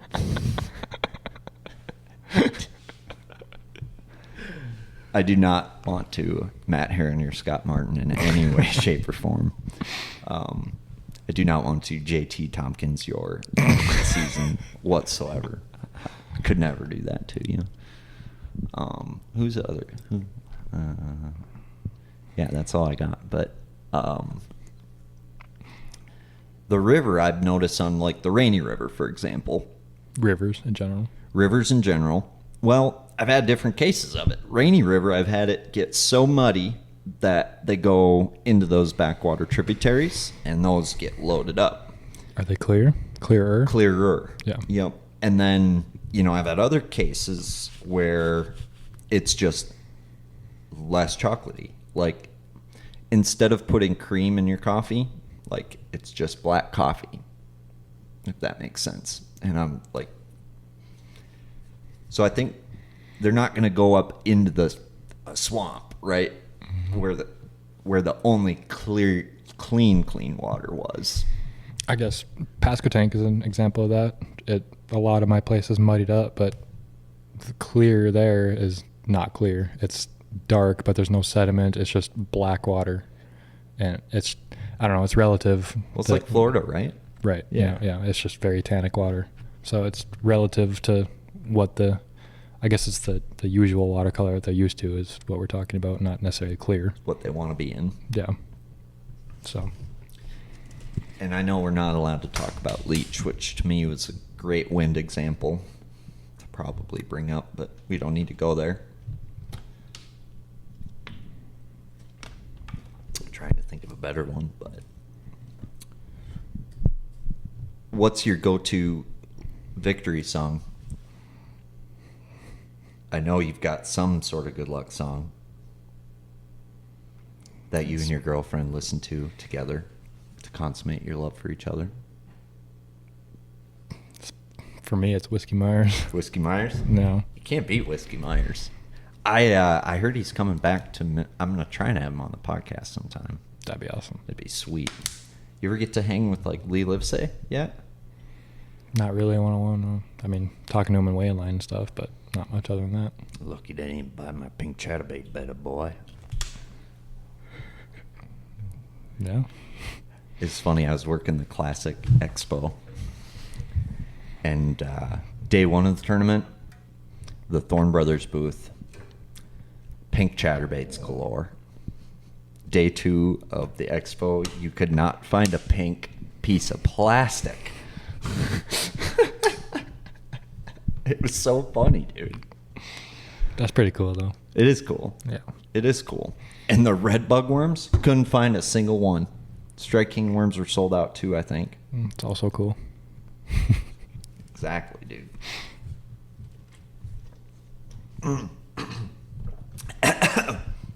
How about, like, partnerships wise? I mean, 5 years ago, you were fishing high school, calling Aaron Teal for a little Mercury Pro staff deal, getting on the Mercury Pro team, to now Ryugi, Strike King, Lose. I guess, what's it like being kind of probably a little bit of an influence now with your sponsors? And I guess, have you been able to work on some products with them and, like, pretty hands-on with that? Yeah, for sure. And that's been one of the coolest parts of what I've done so far, is having these giant companies actually listen to me and take my input. It's amazing. Super cool for me for that to happen. Yeah, I mean, striking's the biggest one, obviously, with baits and stuff. Yeah, there'll be a lot of stuff coming down the line, but yeah, I mean, all my sponsors, super good relationships, and yeah, they're all basically friendships, which is super cool. Yeah. Well, there's a hook that you told me about that's become, in my arsenal, that I've become quite fond of. And I'm just kind of curious on your sizing and just, your experience with that hook. I believe it is called the Ryugi Talisman. And what about that hook? Because I was always more of a straight shank, more Nico style hook, and I do still reach for that thing sometimes. But can you speak to that hook a little bit? For those of you who are looking for a good finesse hook, that's the one. It is the one. Every major win I've had now has been on that hook. Really? At both my opens and the Classic. So it's literally everything about it's perfect. The bend, I don't know what the degree is, but perfect. And a big thing I look for in a hook is the actual gauge, the diameter, what gauge hook it is. If it's too heavy of a gauge, or too light of a gauge, you'll bend it out. Too heavy, you won't get the hookups that you want. So it's literally perfect in that sense. And yeah, I mean, I do not lose fish on it whatsoever. I really love a hook that's hard to get out of a fish. And, like, it's one of them. I've never had to reach for pliers more than I have with that hook. So it makes sense. And I guess, like, what's too small and what's too big, and how do you judge that? Because I think I feel pretty good about anything between, number 3 and like a 1/0 when we're talking a worm. And I feel like I got it, but sometimes I feel like I'm rocking too big or too small, depending on me trying to not retie in a situation. Yeah, I mean, I use all sizes basically from a number 3 to a 2/0. Number 3 is a lot of my finessier smallmouth drop shot, some dice baits. Number 2 is my smallmouth Nico hook, and also that's my main dice hook. Number 1 is my largemouth Nico hook. 1/0 to some, and then a 2/0 is like kind of your heavy duty wacky worm hook, like around heavy cover when you want to horse them out, around docks or, like buck brush down south or that sort of thing. So it's, yeah, I mean, that hook is dialed in for sure. And are you going to that heavy guard Talisman when, like, you were fishing trees and stuff on Ray Roberts, where heavy guard almost had to be? Mm-hmm. Had to be a heavy guard. Yeah, around docks, trees, any, it's really good one around wood is that heavy guard. And notice that. Mm-hmm. Well, most guards, they're not. I feel like most of the guards on them hooks that I've seen don't do a dang thing, and those actually really, I feel like you can pull that through a tree, and as long as you're not setting on it. As long as you're gentle with it, it will not get hung. That's so cool. Yeah. Do you change your setup to a stiffer setup when you go to that heavy guard, or do you just rock the same one? For me, it's the same setup. Yep. It's a different hook set though. To get past that heavy guard, it's more of a snappy hook set. You kind of, you jab them a little bit more. With the normal Talisman, I could kind of reel into them a little bit and kind of, it's more gradual. Yeah. What's some other sneaky little Ryugi stuff? Because to me, if there's anything I can appreciate about the Japanese that's underappreciated, it's terminal tackle. Oh yeah, they are dialed. For me, it's their Carolina rig weights, the beats. You can throw that thing in any structure. I don't care what it is, and it will not get hung. Dude, I'm like all the annoyance of a Carolina rig, like that. That eliminates it. Takes. Yeah, you can throw. I don't care what structure you have. You can throw a Carolina rig in it with that weight. Dude, I don't know if I've lost one of those weights. Now that you mention it, maybe know if one. I have either. Maybe one. But like, can you tell me a Carolina rig weight that you've gotten back and used the next year? Like what? I've used. I think there's probably one Ryugi Beats I've got that I bet I'm on my third year with it. That's ridiculous. Crazy. Kind of like you and that live scope deucer. I would have thought you would be running a new one every single year, dude. I had so much confidence in that one, and to be honest, I was very scared when that one went out. I was kind of freaking out there for a moment. Are you the type of guy? Do you update your software? Or you're Do like, not. Nope. You're like, don't touch it. Nope. Don't touch it. Why is that? Just I hear so many horror stories, and my image has always been so good, so crisp. So, I get it. I've heard horror stories about updates, and it's like, I don't know if I'm supposed to broadcast that. Maybe you should sponsor the podcast if you want me to keep those details silent. But no, we're dead honest here. And then Powerhouse Lithium. I'm wondering, because I've never seen a guy roll around with the trolling motor on 8 all day. Like, no, I don't believe a human can kill Powerhouse Lithium batteries, but can Easton Fothergill? And when I got my starting setup was two 3660s as a trolling motor battery, and Kyle's the pro staff manager, Kyle Patrick, and he told me, he's like, you will not kill these. I don't care what you do. I was like, all right, sounds good. And I killed them a lot, two 3660s, and then way to honeypot him, Kyle. And I killed them. I mean, not a lot. They are really hard to kill. Your average fisherman will never kill those. I promise I'll never do it, Yeah. but I think you might be able to. Well, I killed 3 36s. Oh my God. I've done it once. Was it current or was it wind? Neither. Just It took like 13-hour day, but I did it. So how fried were you? Just it was practicing for the walleye tournament up Keg is when I killed them. And I wasn't fishing, I was just looking. So I mean, it was on 10 all day. on 10 probably. for 13 hours, roughly. That's crazy. They're good batteries though, and that running gun. What's nice about that is you can charge on things on the fly with your alternator. So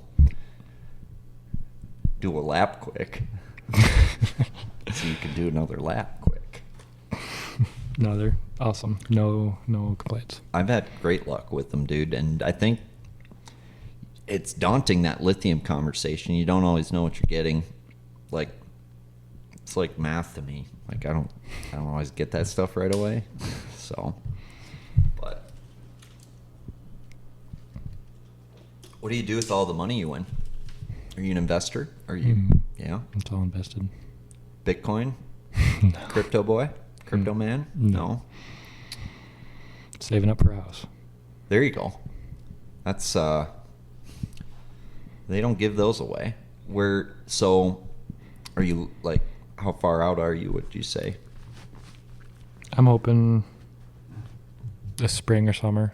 My plan is to build a barnuminium with a bedroom, live in that until I get more kind of, set up or Dude, I love that idea. more funds, and then I'll build a pad. So you're gonna get a lot and then build a barn dough on it, or just buy it? Got it. Are you? I guess here's a good question. where are you hoping to live full time? Because you've got family up in Grand Rapids. I believe you've got a girlfriend in Tennessee. Introducing the chicken rod from Vocelka Fishing and Customs. This is the perfect rod for swim baits, chatterbaits, and big hair jigs like the chicken that's become so popular in Minnesota. This is a 7'6" heavy action rod with a moderate fast taper. The perfect action for landing those fish on a long cast, cover in water. Introducing the chicken rod. Visit vocelkafishing.com. See, you're, mid-country, and I think you're living in Alabama or residing in Alabama. So I guess, is that touchy subject or? No, I'm planning on Tennessee. Tennessee? East Tennessee, preferably somewhere near the TVA. It's kind of the game plan.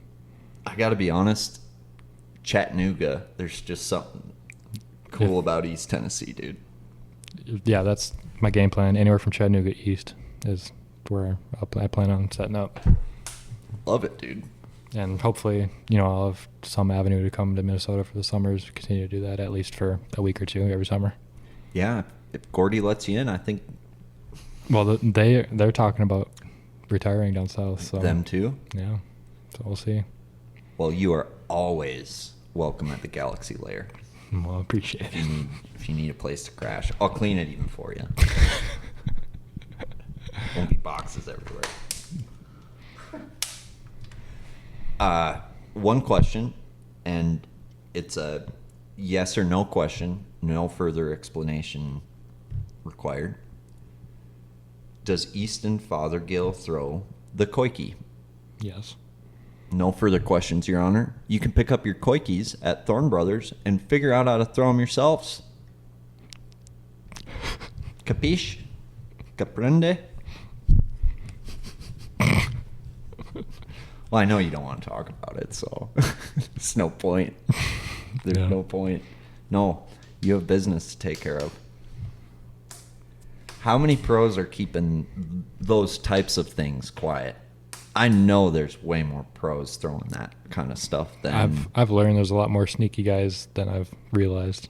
Then there'll be times where I'm like tinkering with stuff and kind of hiding it in my box, and then someone will be like, "Hey, I see that." And I'm like, "Oh, you know about it." And then that's happened like 3 or 4 different times so far this year. So the elite guys they're gangsters. Who's the most sneaky tackle guy? The one that you wouldn't expect is Drew Cook. Really? Sneaky guy. No kidding? Mm-hmm. Fighting frog my ass. Oh, he wins money on the fighting frog. So it's bad. It's a freaking good lure. It was a joke, but I wouldn't have guessed that. Actually, I saw that in a spawn tournament. I forget which one, but he pulled out a bait that I'm like, that is otherworldly. I know what bait you're talking about. Are we allowed to say it? What one are you talking? I thought I knew what it was, but I couldn't remember. It's quickie shrimp, maybe. Yeah. Yep. That's what I thought it was, but I wasn't positive. I haven't thrown that one much. Seems sells pretty good. I mean, I've thrown it a little bit, but not really. It didn't really do it for me when I threw it. Maybe a bedfish. Yeah. I mean, that dude is the guy at that. Yeah, I've always knew that, but the Hartwell event, I got to compete against him in his game, and mind blown how good he is at it. Talk about the difference there, like being on the other side of that coin, right? Where you're fishing against a guy who's like Easton Fothergill but at bed fishing, right? Mm-hmm. What's the difference maker there in your mind? I think he has it ultra dialed in, where to look, really good eyes, knows what he's looking for.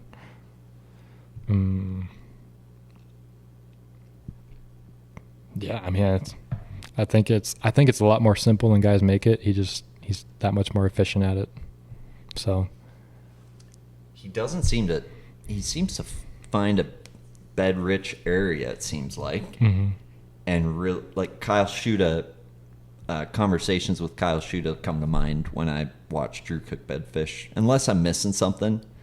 But it seems like when he wins a bed derby, he's got an area of bedders that he's And he'll cycle through that area, and because new ones always pull up. Yeah, and he ain't sitting on one for an hour. No. Yeah. He's more like you. Like, move on. I'll check If that one doesn't again. cooperate, he'll leave and on to the next one. He'll come back and circle around. Yeah, and for me, it's like, I mean, yeah, smallmouth beds. I never find that many largemouth beds to go fish for, it seems like, for me. Yeah, I mean, I spent almost the full last day of practice looking for beds. Found a fair amount. I was definitely comfortable with mixing that into my game plan. And I did the herring spawn day one of the tournament. Had a pretty good bag, and I was all excited going to go catch my couple big spawners I found. There was only one out of the, I probably had 15 or 20 marked. One was left. Dang. Mm-hmm. What do you think moves them, or just that time? Is later spawn, or? I think that's just the way Hartwell is. They do their stuff and they get out. And multiple other guys said the same thing. You had to find new fish every day. So, yeah, that was super eye-opening to me. It was also, I had a bunch of different beds with like 5 fish on it. And I've seen that like Cooster River. I see it a decent amount, but I saw it way more there than I've ever seen. Huh. They call those brothels. Yeah. Above water.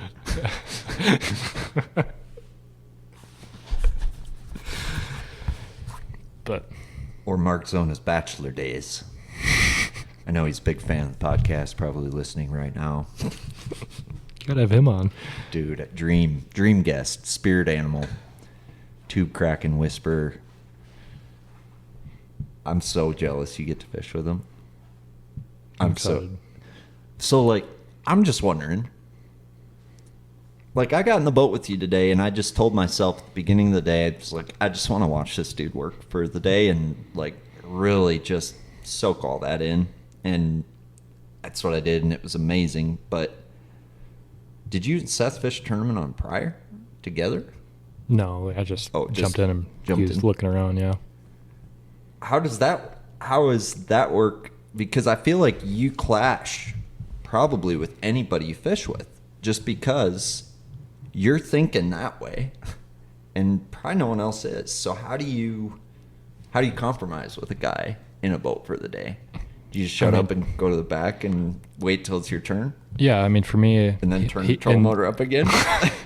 In my mind, he's the grass guy.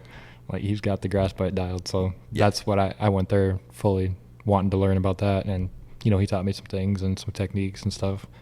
And yeah, I mean, there was a couple times during the day we went out and scoped, and he put me on the trolling motor, and it was a really good day of learning from each other. Cool, dude. So yeah. What's some cool stuff you picked up from him, you know, grass fishing and how he's looking at things and whatnot?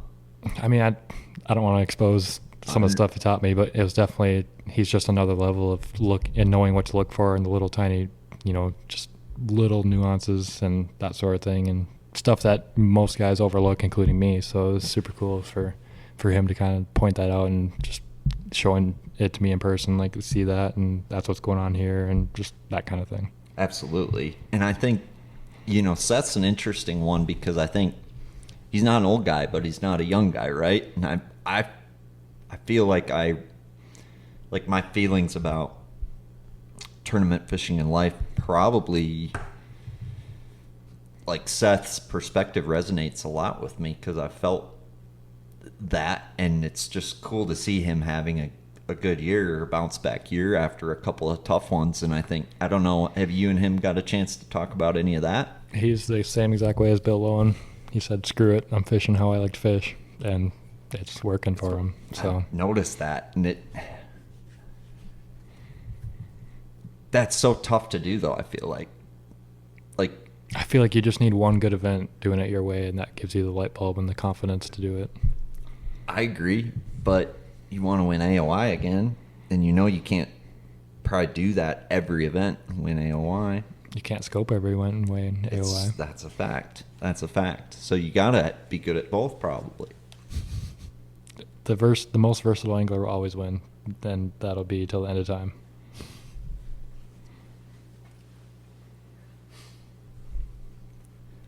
I don't know how you guys catch bass on like lakes like Lake Fork, Ray Roberts. I don't know how those guys go bust them on OH.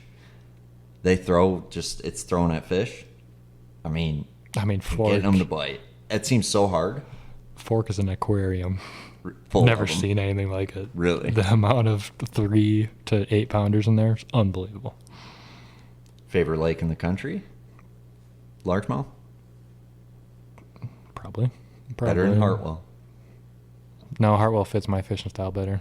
But in terms of enjoying my time, Fork was definitely up there. Yeah. So much fun. Huh.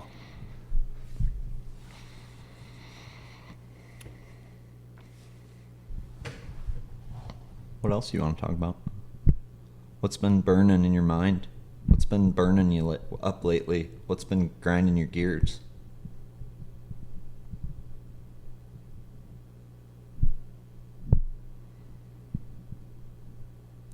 Like, what's a problem now?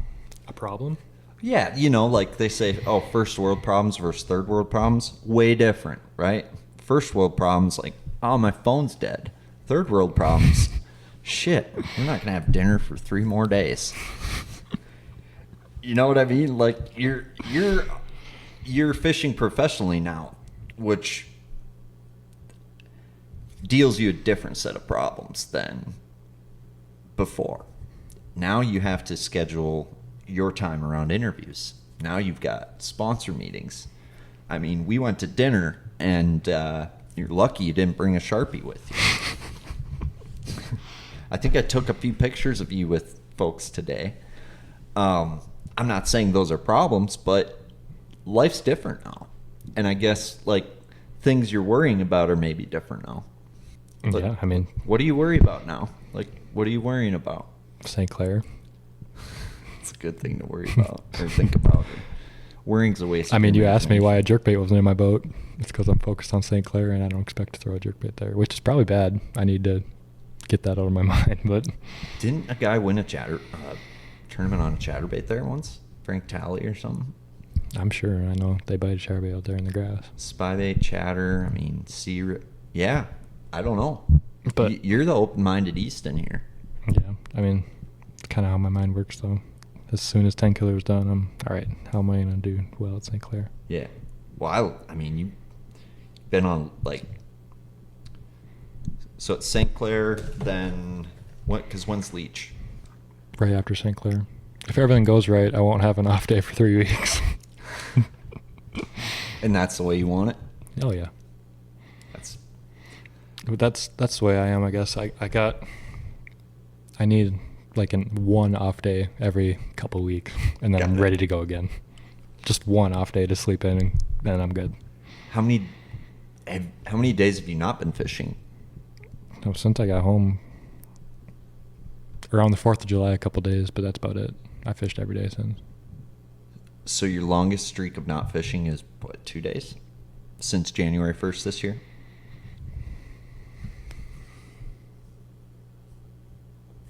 I mean, I can't think of it. It's roughly 2 days. Dude, that's crazy. That's an insane amount of time on the water. That's what it takes. And do you feel like you spend more time on the water than your competition? Most of them, yeah. It seems that way. Yeah. Based on what you're telling me. I mean, we talked about this too, is how fast everything's changing. I'm scared if I don't do that. I mean, we talked about today how, you know, if people get arrogant or feel like they've learned everything and that sort of thing, it takes 1 year and you're behind the 8 ball. Maybe not even 1 year. No, I've been there, dude.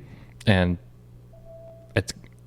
I'm doing my best to stay ahead of the game, because I feel like if you fall behind, it'll be so hard to get back ahead of the game. So hard. I feel that, and I feel like I'm playing catch up, and I don't have enough time on the water to get really good at catch up. So it's kind of like trying to find little things to compensate for that, to make me more efficient in a way, shape, or form. And I feel like, you know, tackle or my approach or being a little tedious or more persistent with something is kind of how I can mitigate that. But then again, it's like the more I double down on my style, the less I'm adapting to the future. It almost feels like sometimes, you know, because of how I fish. It takes a certain amount of creativity to try to stay ahead of the game. I mean, I feel like you definitely have to be a creative person to do so. For me, it's how I'm catching them on places. Like, I got to catch them better where I'm fishing than other guys. because I'm not going to run more water in them. So I think I kind of double down on that. Why, and like that is that your fishing style? The reason you're not going to? You'd rather milk stuff? My success is like, for example, like Gull Lake is a good example. Like, I didn't win the event, but I had second, and I was leading to the last, hour, half hour. And it's because I was more tedious with the offshore bite to figure it out, right? And kind of like you're throwing a 30-second Nico in 3-footers, like it's not fun, but you could tune a school to it or what have you, right? And I think I'm getting better at practicing faster, I think. And that's helped me, I think, more so than anything. If we had more scope in lakes around me, I feel like I'd be more tuned to it. But we have so much damn cover around me that it's like you got to drive or go purposefully do it, and I need to do that more.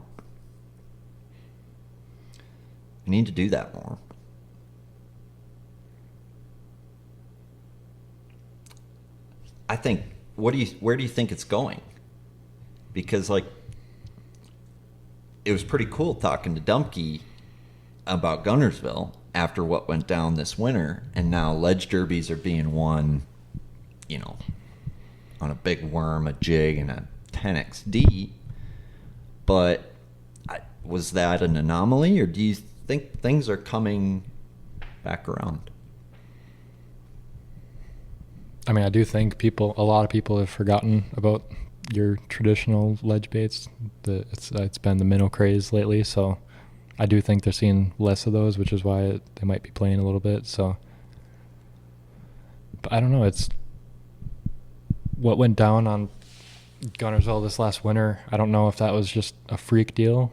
I don't think it was. I think it's just we just kind of uncovered it, so to say. Do you think that's been happening there every winter? So, yeah. Wow.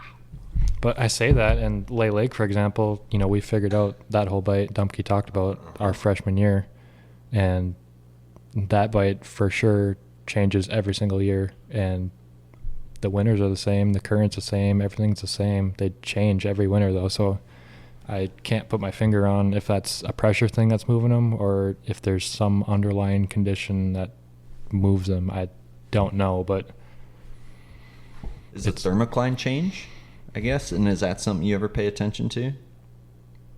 I do pay attention to it, yeah, but it seems roughly the same.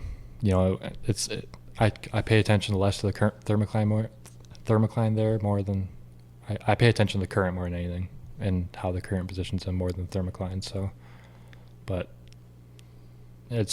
I can't figure out why they keep changing every single winter, but how they position, like for example, in the winter of 2024, we caught them on shad balls all winter long on the surface, like so much fun. And then I didn't see a single bait ball fish all of winter on Lake Lake. I don't think, very few if any.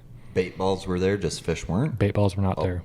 Bait would not go on the surface unless a couple times it happened, but it seemed like they lived on the surface all winter long in 24. And I feel like the pressure would not move the bait.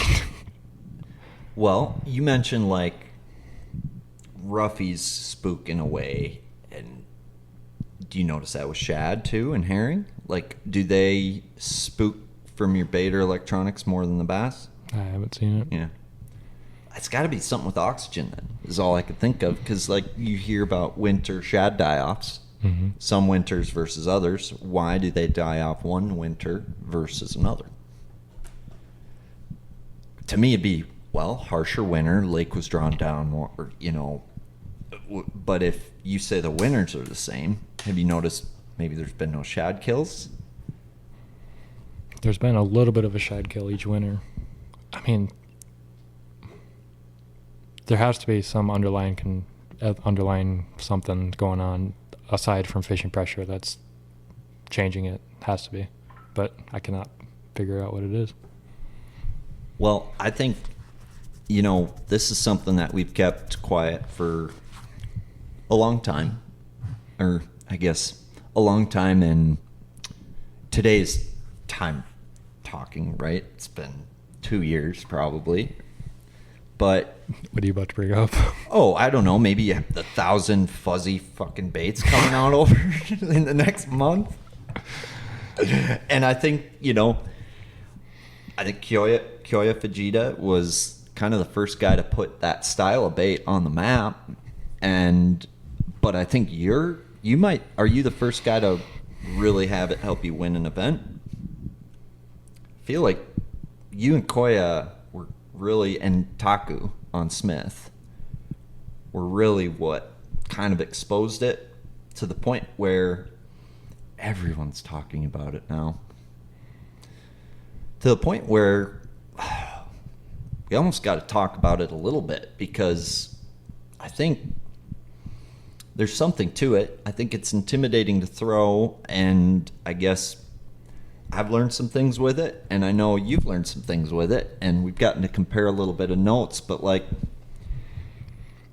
what's your opinion on all that? In my mind, I feel like I'm almost like, you start to throw that crap now, you're almost behind. No, I feel Every the same fish way. in the lake's about to see that crap. Right. So it's every American company making one.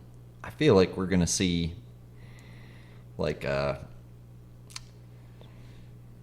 kinky dice bargain bin at the end of the year variety pack. Like, it's a little oversaturated to be as appetizing to me. What's your thoughts on all that? I mean, this is a prime example of, I'm, like you said, I've been on this for a good while now, fishing it in tournaments. And now, just like you said, if you're just now getting on this train, you're almost behind the 8 ball in a way. Like, I'm already moving past this and trying to figure out what the next thing is. And, I got a couple baits that, I feel like I'm ahead of the game with. But, yeah, I mean, it's a prime example of, it's been a little nugget for me the last couple of years, and I know now it's all over America and all anyone's talking about, which is super crazy how that works, and just crazy how the tackle industry is working the last couple of years. Dude, it is crazy, and it brings me back to, I think, that first podcast me and Dumpke did. Like, something that is, I think, makes you special is your curiosity and that, like, lack of comfort zone. I don't want to be comfortable. Like, I felt like I wanted to know everything from you, but like, you were asking me about like this bait, and I'm like, I don't know, I got this for Hartwell, but I feel like there's something to it, and like, you go figure it out.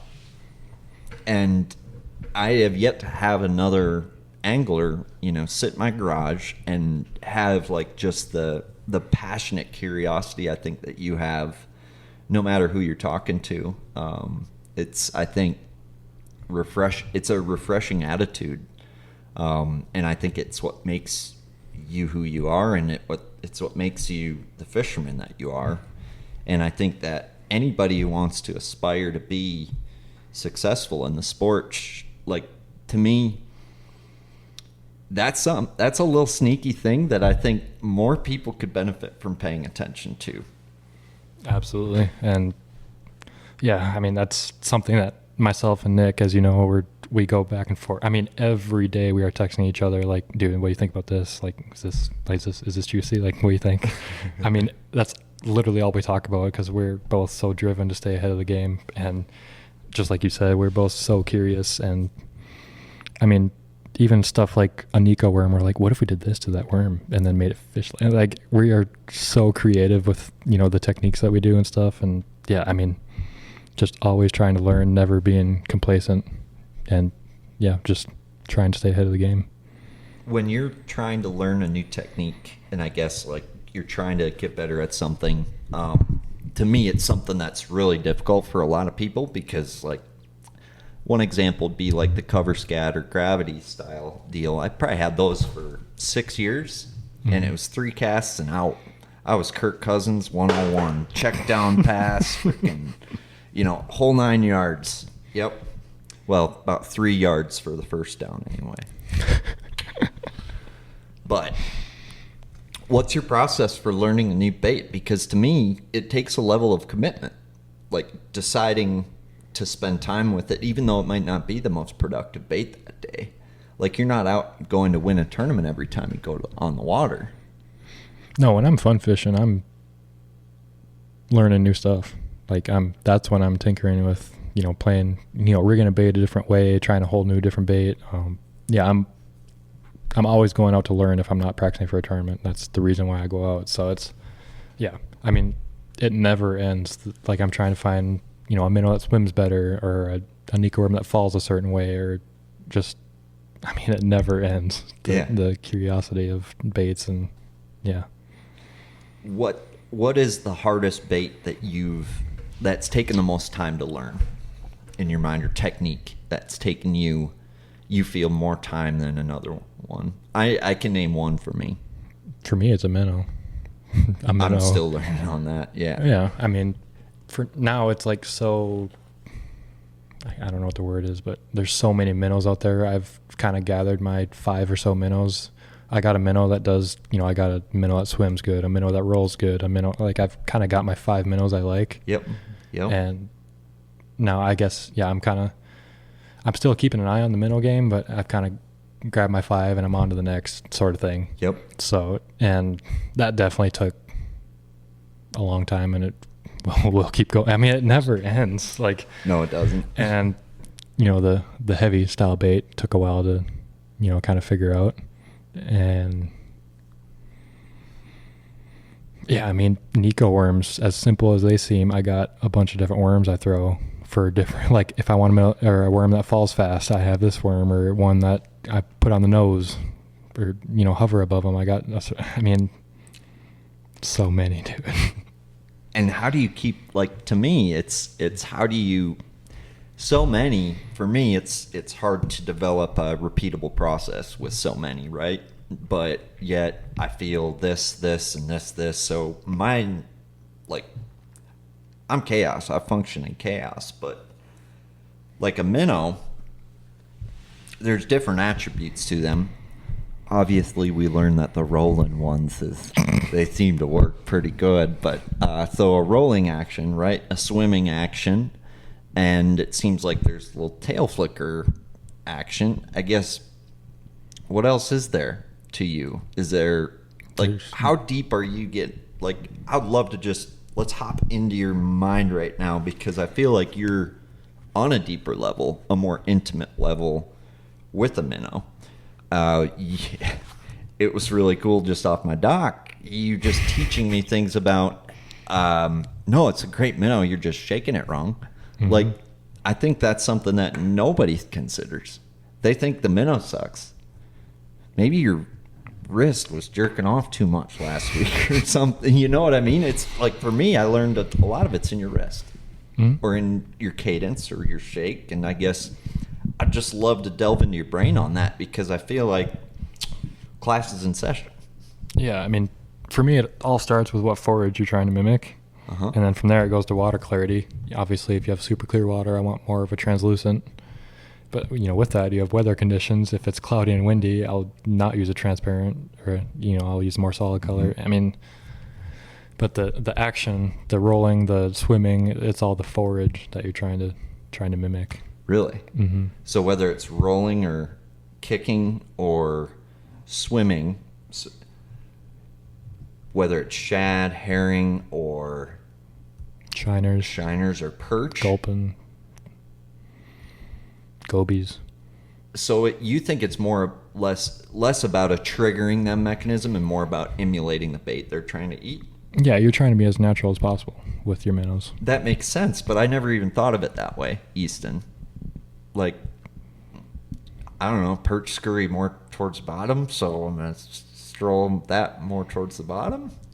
You got to think about how a lot of these fish swim. Like a perch and stuff, they're a little more erratic, and, a rolling minnow will mimic a perch a little bit better. Got it. But you think of a herring, their tails are just going tick, tick, tick, and they're just sliding through the water, and you don't necessarily want a rolling bait when you're, fishing for herring fish. You want more of the, the shimmy, the swimming minnows. So herring swim, as you would call it. Herring swim. And, the best bait of all time, well, one of them for herring fishing is the sabil. That thing don't roll. It shimmies. Or the sashimi. Yeah, whatever it is. Mm-hmm. But, Sashimi. yeah, you just got to think about how all these different forages swim and, just think about it and just kind of emulate that with your minnows. Just keep swimming. No. What about shad? Shad is typically not a rolling, like, you talking gizzards or threadfin? Both. Both. Gizzards, then for... Both of them are more swimming minnows than rolling. Really? Mm-hmm. So what does a sakamata emulate the best? I would consider them more of a shimmy than it's like a slow roll. It's kind of a mix, which is why it's so deadly. Sure. So like you have 5 different minnows, and is your cadence different for all of those? Or Mm-hmm. Cool. Like fast to slow, like poppy to less poppy. Is it because of how easy that minnow moves? Like partially. I mean, obviously it's different if it's summer or winter, but some minnows obviously they want it quick, to move, and some of them you don't have to do nothing, and they'll just kind of do their thing down there slowly. So it's so in depth. Well, and it's just, I think even just having the conversation, I think, is provoking thoughts that a lot of people.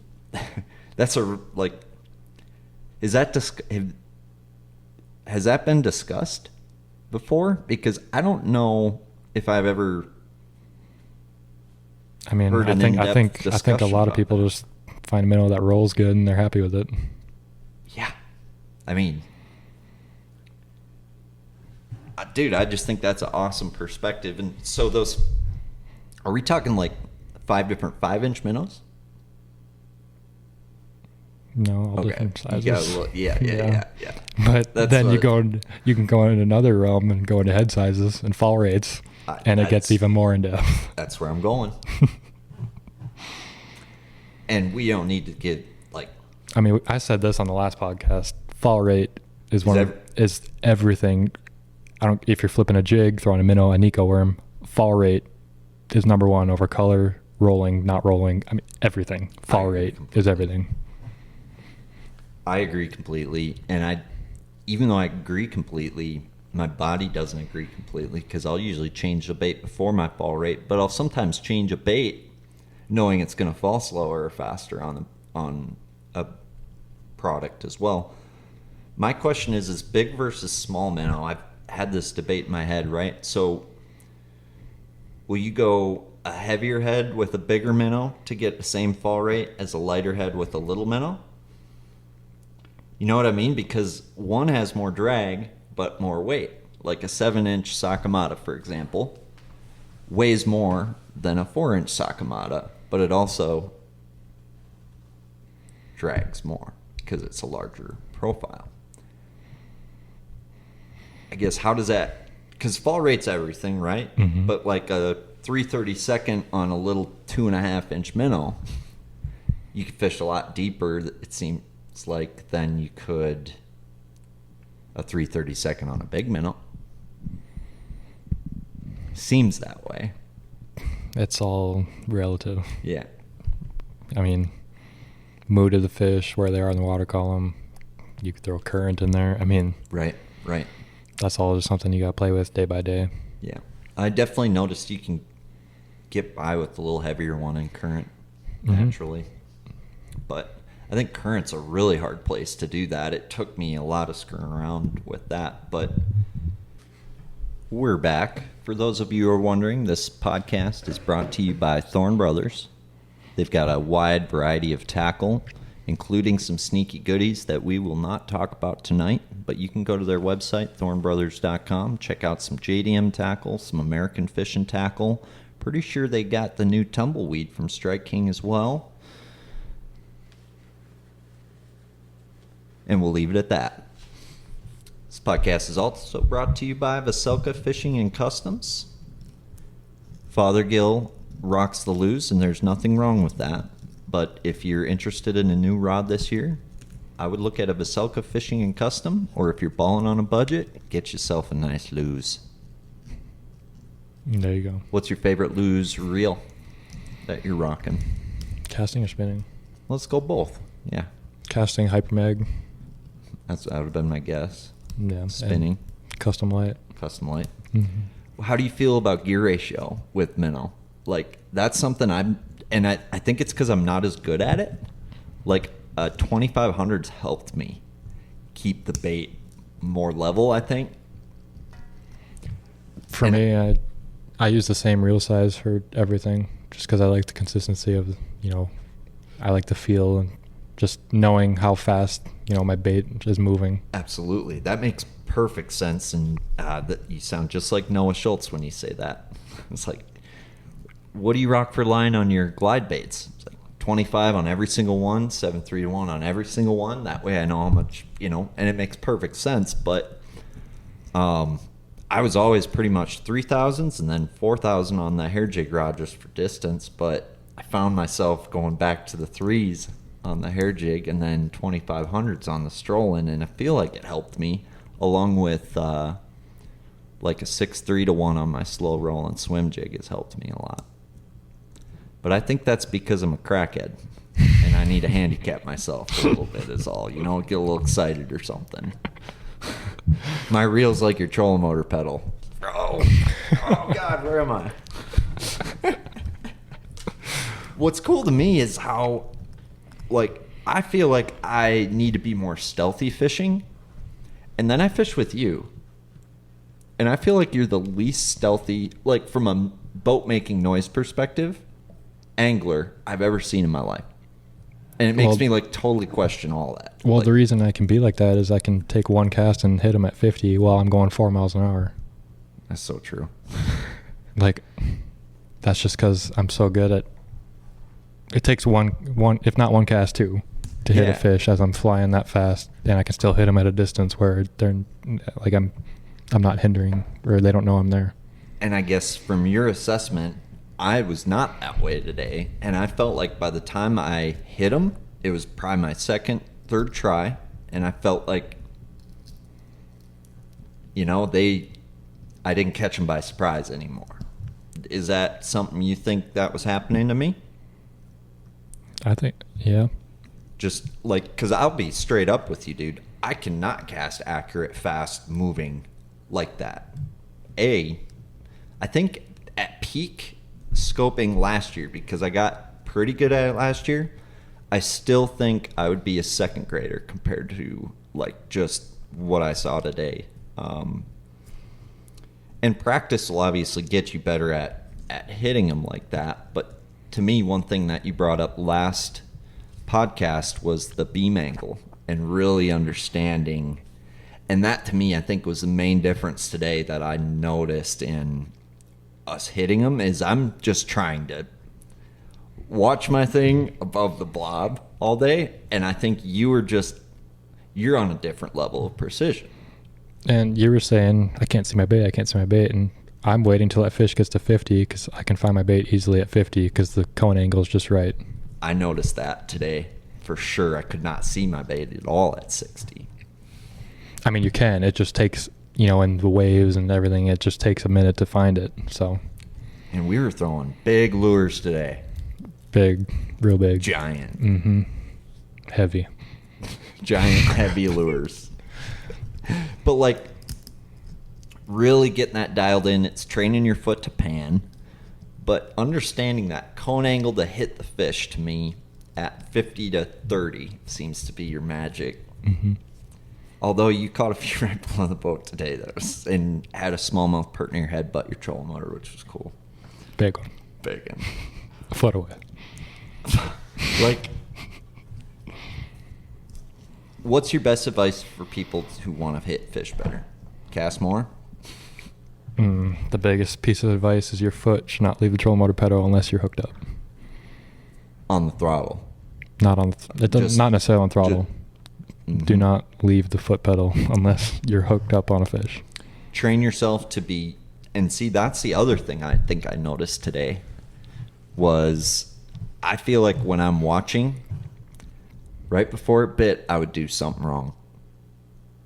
Versus if I'm just working my baits, like I just get them to bite. And Dumpke and I were talking about that. He said he feels like he catches sometimes more fish on a jerk bait not looking at scope than he does scope. And I guess to me, when I'm scoping, I'm thinking about making the fish bite versus thinking about working my lure correctly. And keeping your foot on the pedal, like you should play the drums, Easton. That's like, to me, it's like you have to be good at multitasking to an extent. To an extent, yeah. I mean, you're not even multitasking though. You ain't even thinking about it. That's a one-timer pass on a power play, and you know what I mean? Yeah. I guess for me, there is some experimenting on like, obviously, I'm taking mental notes all day long. You know, if this fish didn't like that, okay, and this next one I find I'll try this, and then that next one I'll try that. You know what I mean? Mm-hmm. That's just, my mind is constantly moving all day long. Like it's almost like a computer, the way my mind works. And dude, the way you fish is pertinent robotic. Like you're just very fluid, and it's automatic. You don't need to think about it. Forget where I was going with that, but I think getting good at that takes so much time, and people do not understand that. It ain't the box. Guns don't kill people. People kill people with guns. That's right. So I bet, are you judging how close you need to hit the fish too? And that's probably something you're playing with on each fish too. There's probably certain lakes like you don't have to hit them, like it's a little dirtier today. You probably had to hit them a little bit better today too, right? With that rain. Yeah. I mean, every fish I come up to is an experiment, trying something new on every fish. So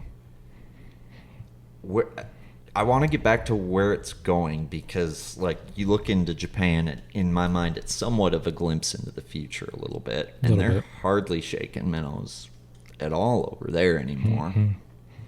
Very subtle, hardly even using scope. Right. And that to me is what's really interesting.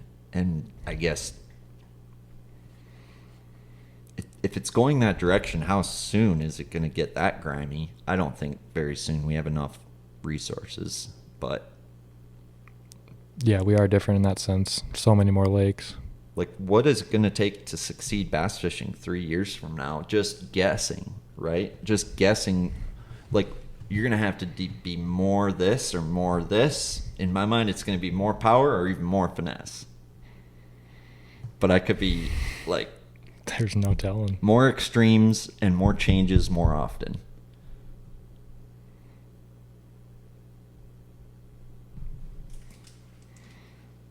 I mean, I think to contend for an AOI every year, you're going to have to be more and more versatile.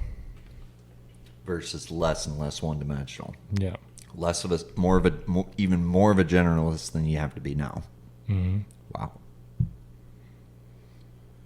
Maybe not to win an event. Not to win an event, but to win AOI. Do you think you'll have to be more of a specialist to win an event? To the point where you almost have to, you know what I mean? Like, it seems like the more versatile you are, sometimes the more hindered you are on winning an event, because you're less committal.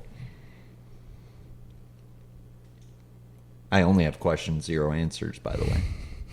It's kind of where I'm at too, but I think, and I don't this ain't we're just speculating here, right?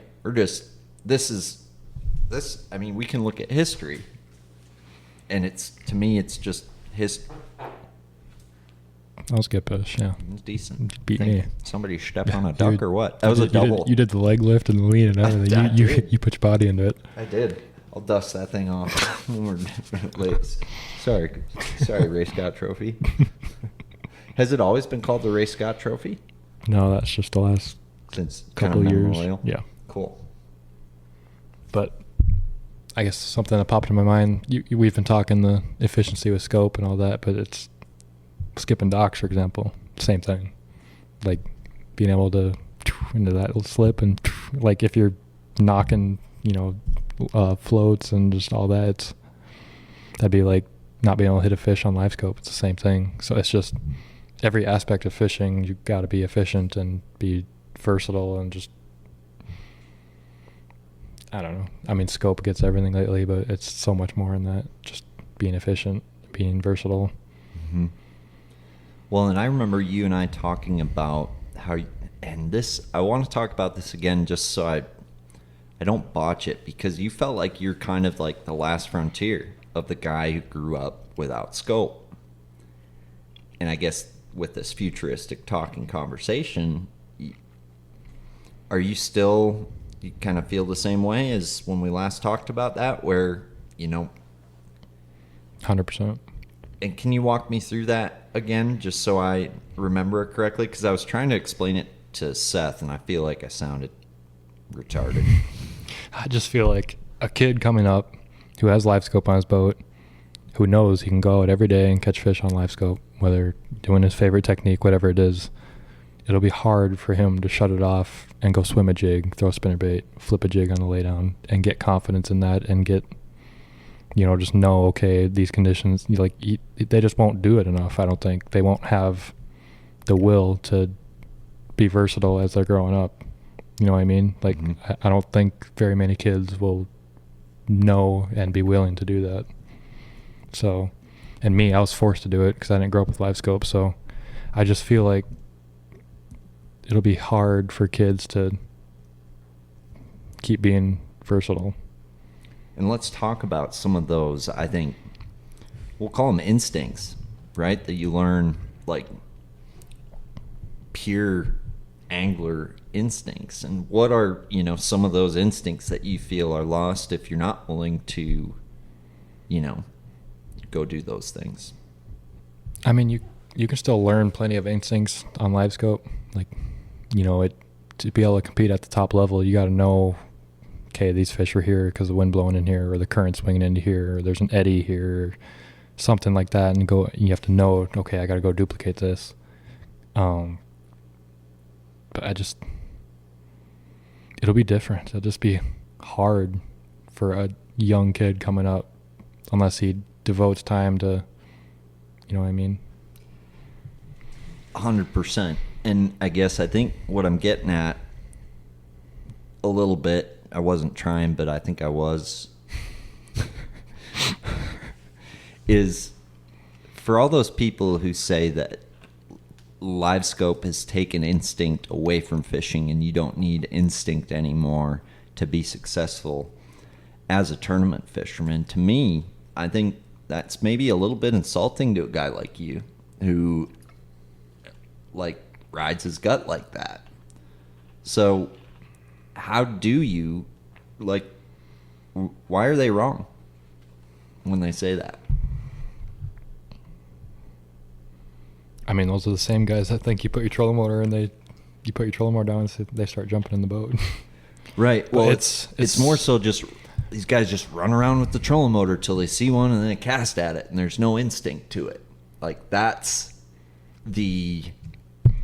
and you had your trolling motor on 8 all day today, mm-hmm. and you ran around all day today. So I guess,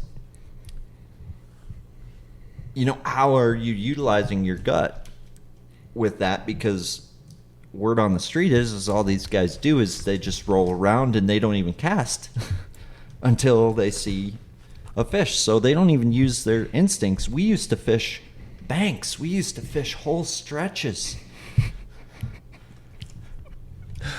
Dusk to dawn.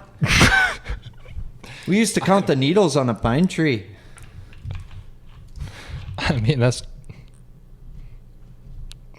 For me, that's just so far from how my mind works. Speaking for myself personally. No, and that's what we're talking about is you are using your gut out there every day, and that, in my mind, you've got a stronger gut instinct than anybody I know, yet you're labeled as a scoper. You know what I mean? So, it's a matter of you're utilizing your gut with live scope because it's just a data set. Right. for me, I'm just so obsessed with when I catch a fish, why that fish is there, and then going and duplicating it. And then that's when the gut feelings come in, like, you know, when something's going wrong, that's when the gut comes in, like, oh, we got to go give this a try, or just, and that just comes from time on the water and seeing so many different things with different conditions, and just, it takes so much time for that gut to kind of develop. But yeah, just the thought that you can just go float around and just run into them. Yes, maybe in some places, but there is no way you will compete consistently doing that. There's no shot. Well, and I think that one of the coolest examples of that is, like, you told me this straight up, like, them suspended fish, there's a reason they're there. Everywhere. A lot of people think you're just floating around until you see one and then cast at it, but you know what? You can look a lot of things shallow, or you can look at a little bit deeper, and there's usually a little more reasoning to everything, right? I mean, I'm in the middle of the river at Gunnersville. There's a pattern I'm running. We won't talk about it, but... Well, I won't out your thing, but I think it's really cool, and I think that just... We won't go into this one either, but the same thing happens at St. Clair. It's a little bit harder to read that one, but like we saw today, reading... I was going to say there was a cool little one today. Mm-hmm. Like, those fish weren't using anything besides that, it seemed like. Mm-hmm. And that's one where a lot of people would overlook that, why those fish were positioned there, especially at St. Clair. Yeah. And it's very hard to pattern, but there's a couple little tricks you can use to pattern those fish, like we did today. No, Easton, those scopers would overlook something like that, and so would those non-scopers. But not a true lethal, dangerous world champion bass angler. And that's what people need to understand about Easton Fothergill, and that's why I got so upset commenting on Facebook. You were fired up. Oh my God. Bro, I was boiling. I've never been a Facebook-like commenter, but that algorithm got me. The algorithm got me. I went full Karen on them Karens. Like a protective mother. I was so mad, dude. How dare you try to take that away from him? Crazy. Most guys couldn't even catch a bass on this lake, okay? You sound like Coop. Couldn't even catch a couldn't even catch a bass. The bass is perfect. Bass. And Canadians. You, what do you think of the Canadians? What? Awesome. Gutsy seems like the only sane one. I mean, I don't think anyone in the Elite Series is sane. If you're a bass fisherman, you've got a level of insanity to you. That's a fact. No, they're all good dudes. You still throwing glide baits? Mm-hmm. That's something this year I would say I've got the bug through that new Galapagos Grace a bunch, and just I don't know how I feel about them in a tournament setting though, but like hearing how many bass Noah caught on a lake here in central Minnesota, he caught like 50 bass on a pretty big glide bait in one day up here. And hearing about you and some past events on like a river and things like that. And then talking to anglers like Seth or guys like that who won't even touch them. Are you somewhere in the middle? It seems like it's something you want to learn, but do you feel it has a place potentially anywhere, anytime? How open are you with it? I think it's a fairly small place and where it plays, but you got to be ready. You got to have it in your back pocket for when that time comes. That's kind of where I'm at. What's in your mind, like the right time?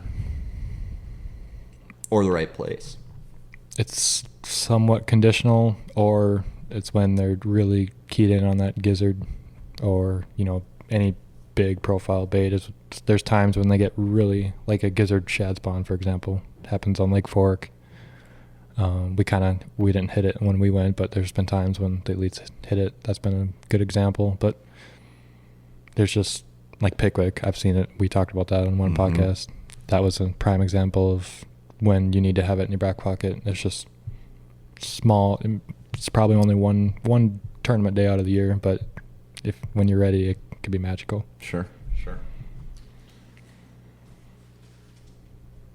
Dude, just so you guys know, I'm not allowed to talk about this lake, but Easton's been putting his time in on Leech. In case you guys didn't know that, he's looking at back-to-back.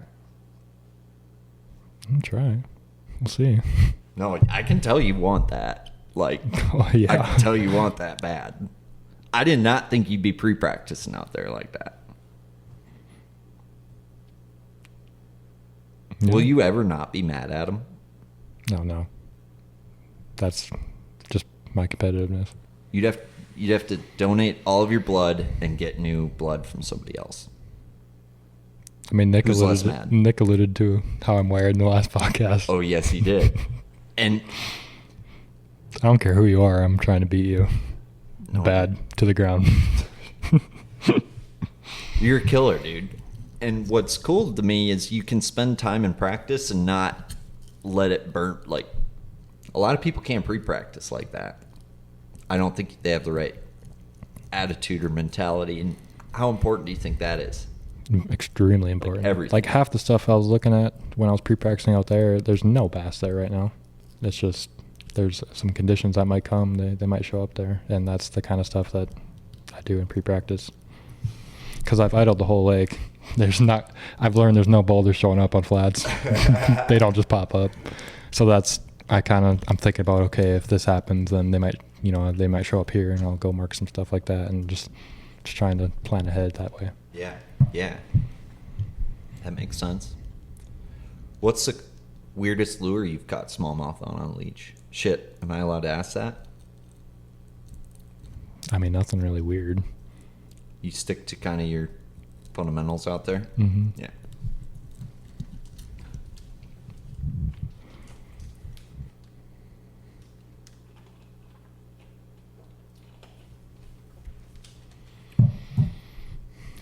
You gotta have like a cabin in Minnesota sometime. Do you feel like lakes up here are more foreign than the ones down south? Like you feel more of a local when you're south or when you're north? I think I'm around the Coosa. No, I'm not, definitely up here. No, I'm not a local in Coosa. I'm definitely around here. Really? I've never felt like a local in the Coosa. What about Lake Minnetonka? No, slower in. I was talking to Dumpke about that. I'm like, dude, what is fishing Lake Minnetonka like after like what you're used to? To me, it is the most hardest lake to pattern fish on because you have bays that are so different. Yeah, I mean, I haven't been there in a couple of years, but I agree. It's really hard lake to tournament fish. Mm-hmm. Like unless you live out there. I respect the guys that are consistent out there. Me too, dude. At a high level. Me too. And I also respect the Tonka rat that made it out of the state and proved that you didn't need to just fish Tonka to be a successful pro because, dude, I do want to say that was a talked about thing. All you had was Fighter, Felix, Moina, a couple, but like that was a thing for a long time is like you cannot fish pro unless you fish Lake Minnetonka like day in, day Minnesota? out. Mm-hmm. I mean, I Like Seth offset said that with Alabama. What's that? I offset that with going to Alabama. You're damn right you do. You're damn right you do. So that's kind of my Minnetonka, kind of. Well, dude, you're the first guy who's not from the river or Minnetonka to really make a name for themselves nationally, but you are the first human being to be potentially more dominant down south than you are north. Pert near. Like most pros who have come from Minnesota survived the south. And Seth's evolved with that, but it wasn't always that way. First, you I think immersing yourself down there in college has really set you up for success. 100%. And I've never thought of that. That's interesting. Something to be super proud of. Appreciate that. Yeah, dude. And I think that makes you extremely special. Like, because I don't think anybody has pulled that off. Not from up where we're from. I guess that's tough. That just goes in time of the water. I mean, every day I was at college. If I wasn't in my boat, I was in someone else's. So just being a sponge, learning anything I can from anyone. You are a sponge. You are the definition of a sponge.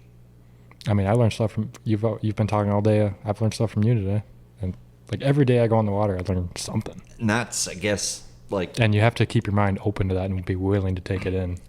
There's very few Elite Series pros that I think would say they learn anything from me. And I don't expect them to say they learned anything from me, but I think that's what makes you... You take every little nugget you can out of any situation, whether a guy's doing something wrong, right, what have you. There's something to be learned there at the end of the day. Mm-hmm. And I think, like, you have officially probably earned yourself a whole chapter or section in the scrolls of bass fishing history, like, in the galaxy. I don't know about all that. I feel like there needs... Like the prophecy? You fulfilled the prophecy. You fulfilled the bass fishing prophecy of of Minnesota. The Book of Linder. The Book of Capra. The Book of Raveling. The Book of Fighter. The Book of Moina. They've all talked about this day coming at some point. The day of reckoning. The day of Jubilee. Where the trophy will come back home for the first time ever. Where history will be made. And you, my friend, are a world champion. And I cried my eyes out watching it. I was so glad I got to be there to watch it all go down. And I'm happy it happened to you, because I think you're one of the good ones. And I guess that was maybe just, while we're celebrating, why don't we just bring in a bunch of negativity? Like, dude, rookies had a bad rep. They did not set you up for reputational success by the perceived public eye. Mm-hmm. What's that been like, I guess? I don't know if we've talked about that. And I guess, do you feel roped into that sometimes, like inadvertently? I don't think so. I think our rookie class this year really saw what happened last year, and really, they're doing everything by the book as far as I know, and just, I guess, learned from that before we even started, I guess, so to say. So I think that was I don't know, I hate that had to happen in order for this to kind of, you know what I mean? It's usually how it goes, though. Yeah, but yeah, I mean, as far as I know, there's been nothing shady going on in the rookie class, and I mean, I hope and pray it'll stay that way. Good group of kids. Good group of guys. You know who I've heard's a sleepy assassin? Well, not that sleepy anymore, but John Garrett. He's a killer. I thought he was going to bust him a lot better at the Classic. I just had a feeling, for some reason, I thought he would, but... I thought he'd catch him cranking somewhere. Really? That boy is a cranking. If they're on a crankbait, better have him in your fantasy. Noted. Huh. You throw a crank much yet this season? I caught a couple of my key fish on fork on a 6 and 8 XD, but other than that, it hasn't really played for me. So. Yeah. I think a crank will come back more, but it's, to me, like the minnow, it seems like them winter and early pre-spawn events, like, is kind of, and then probably fall or late. Mm-hmm.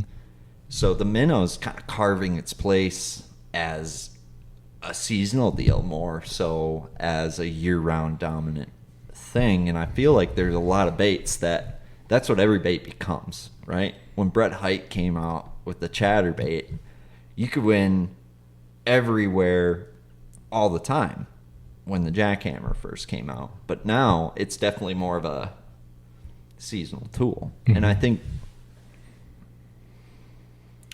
we're going to see that more and more with pink and a minnow, that it's going to be less and less successful year round.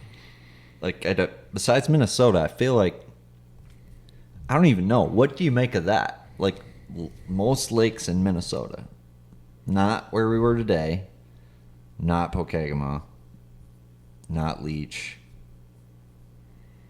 not Vermilion. I mean, a minnow will play anywhere. I mean, you know what I mean? Bass eat minnows. They do. And I'm just wondering how many guys are doing it for largemouth here and not talking about it. A couple. I think so too. Yeah, definitely a couple.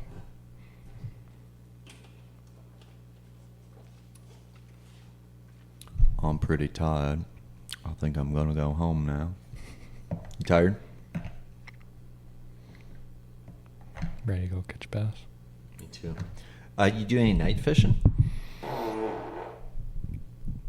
Did you guys hear that? It's going to get me a girlfriend.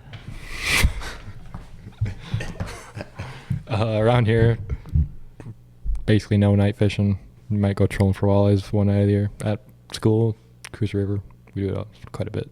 A lot of fun. That's one thing I've been meaning to try as a night blade around here. I feel like They gotta bite it. I don't know why they wouldn't. I've heard about it. Really? Mm-hmm. Yep, I had an old coworker who used, like, around the full moon, he'd do it. Like, throw a big rat. Catch them. Chat. Mm-hmm. Yep. That'd be like, fun. never like night of. It'd always be like 2 or 3 nights before and after the full moon. A lot of warm weather helped. That's the same thing in Alabama. Dead of the summer, night fishing's the best. Don't they have like tournaments for that? Oh, there's lots of them.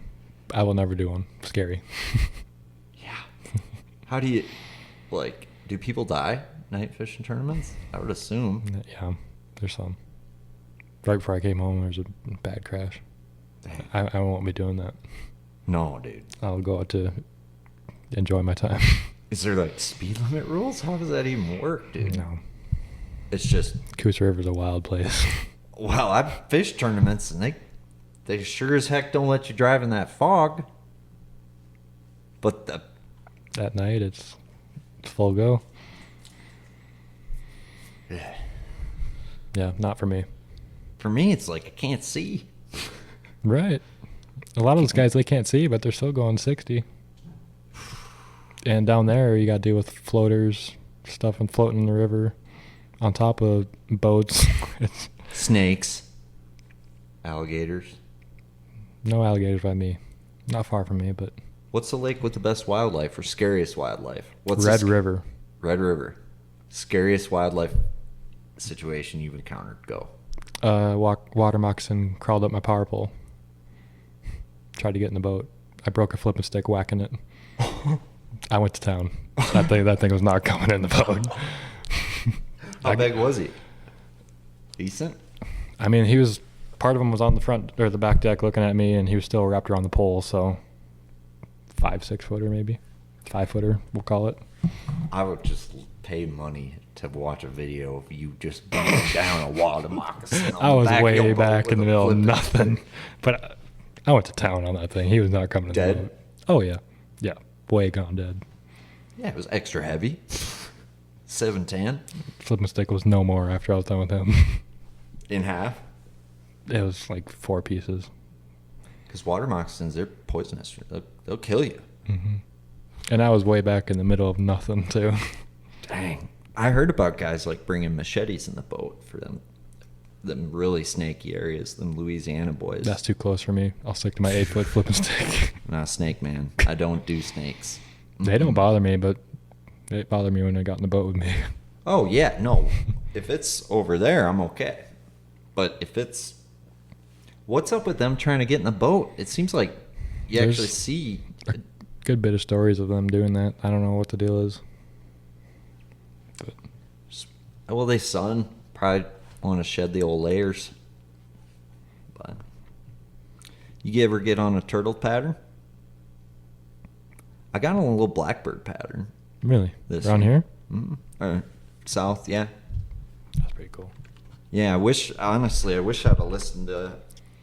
I got a little bit more in a few other situations with it, but I do think they eat those things more than we think. I think so. And like I was talking to Cade, and like his theory is them blackbirds eat the fry. And the bass wait for the blackbirds to come and eat the fry from that spawn, because that fry will go either shallow or, a lot of times up into that grass to be safer.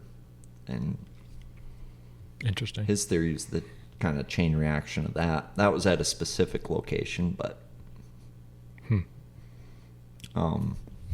I feel like there's other sleepy patterns like that. Like I feel like I got on a legit bullhead pattern last year for like the Team Trail Championship. And maybe it wasn't a bullhead pattern as much as they really like eating bullheads. So if you kind of make... I think that, you think about it, bullhead's got to be a juicy little...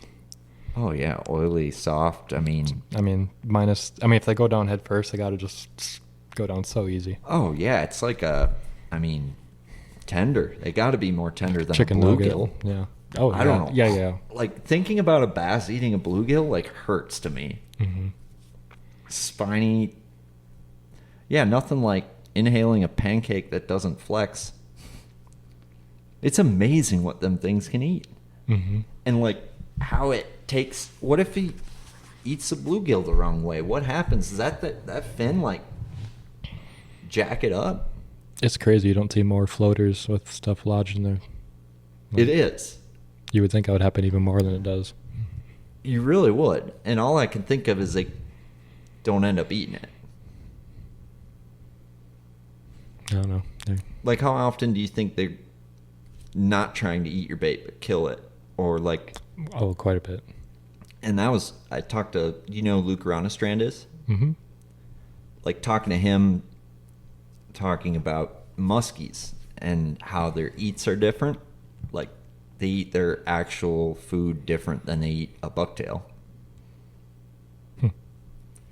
Because, he was telling a story about, like, Cisco's, like, muskies will eat a lot of Cisco's at night because they're, like, sleeping. And, like, it's just... But, like, when they're on your bucktail, it's like... and, like, it's a complete different eat or angle. And I guess with you and what you've... we literally saw... I would feel smallmouth bite it and throw it today. Mm-hmm. Bite it and throw it. I'm throwing a little 3-inch whatever. And it's like, that fish didn't want to eat it. What do you think was going on there? It's either curiosity or... Yeah, it could be just trying... Maybe they're not even eating it. Maybe there's nosing it when you feel that, they might be pushing it towards you and you think they're sucking it. I don't know. Totally.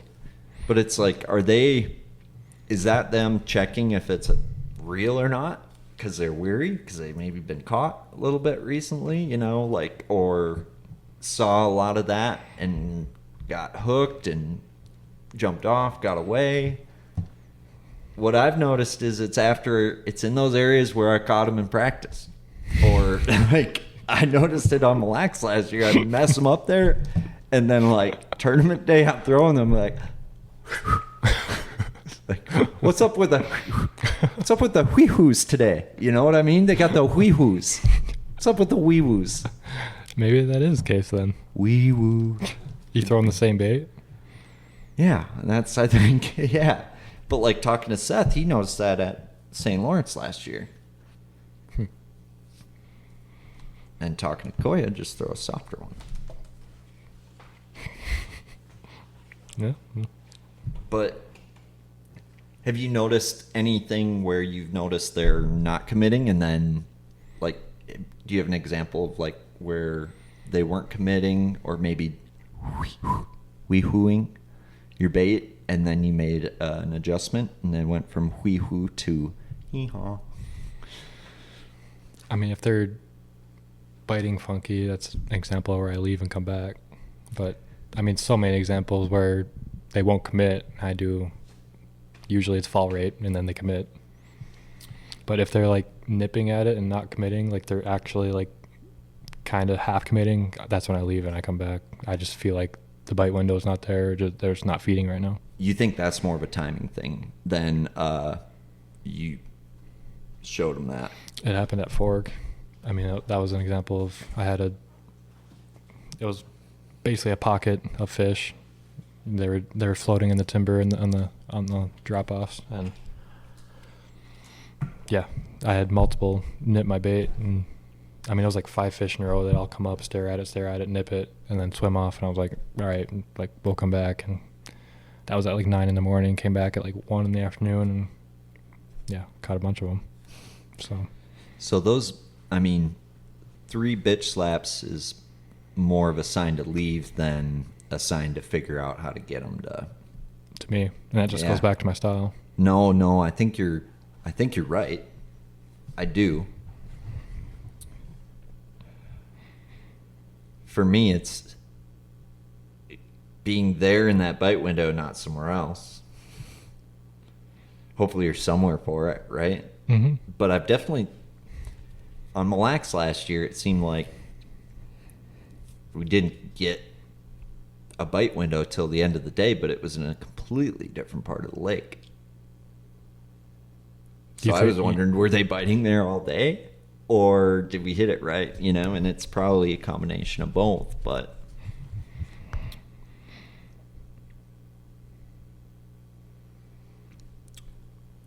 what's your goals for the rest of the season, Easton Fothergill? Blue trophy. Ever since I won that's been the goal. Because I'm in the Classic next year. You know, really don't have to worry about points. You know. At all. Mm-mm. So. That's got to be a great feeling. Oh, awesome. Yeah. Free floating Fothergill fishing. It's been awesome. Last time you told me St. Clair was the most challenging fishery, like to succeed on, because, and we've talked about it, I feel that way about spotted bass fisheries, where it feels like a slot machine. Mm-hmm. You know, how do you get 24 pounds instead of 18? You could fish a great day and weigh 18 pounds, and like that skill level or that little difference or that little tweak, you know, it's that kind of lake. So with that variable in mind, how are you going to, are we allowed to talk about that? How are you going to prepare for that this year? And yeah, what we do can you talk about that? Yeah. And what do you think is a way to combat that? For me, I think my style definitely helps. Throw out more fish. I'll see more fish and throw out more fish. And the biggest thing I learned in the Open last year is, you know, throughout practice, I looked at enough fish where I could tell if it was a 3-pounder or a 5-pounder. And I was throwing out way too many ones I knew were not. You got to only throw out the ones where you're like, whoa, that's a big one. Those are the ones you got to be throwing like that at. one today. Yeah, like that one. That broke me off. Yeah. But, you know, all the ones you're like, oh, it's a bass. And it doesn't just pop in your mind like, whoa, big one. You just got to keep moving. And if I do a combination of getting dialed into big ones and moving fast, that's the recipe to success. Have you noticed where like a big one won't look like a big one right away, and then like you get it at a different angle and it's like, oh, that's been like the most deceiving thing for me, I think, when I try to decipher that. And I guess, is that part of your process with any fish, is if it looks small, you'll spot it from a different angle to make sure, type of thing? Yeah, I do that. Yeah, I mean, typically the big ones will still shine super bright, and I don't know, for me, most of the big ones, it's that wow factor. As soon as you see it, you know, like, whoa, big one. It's most of the time that's the way it is for me.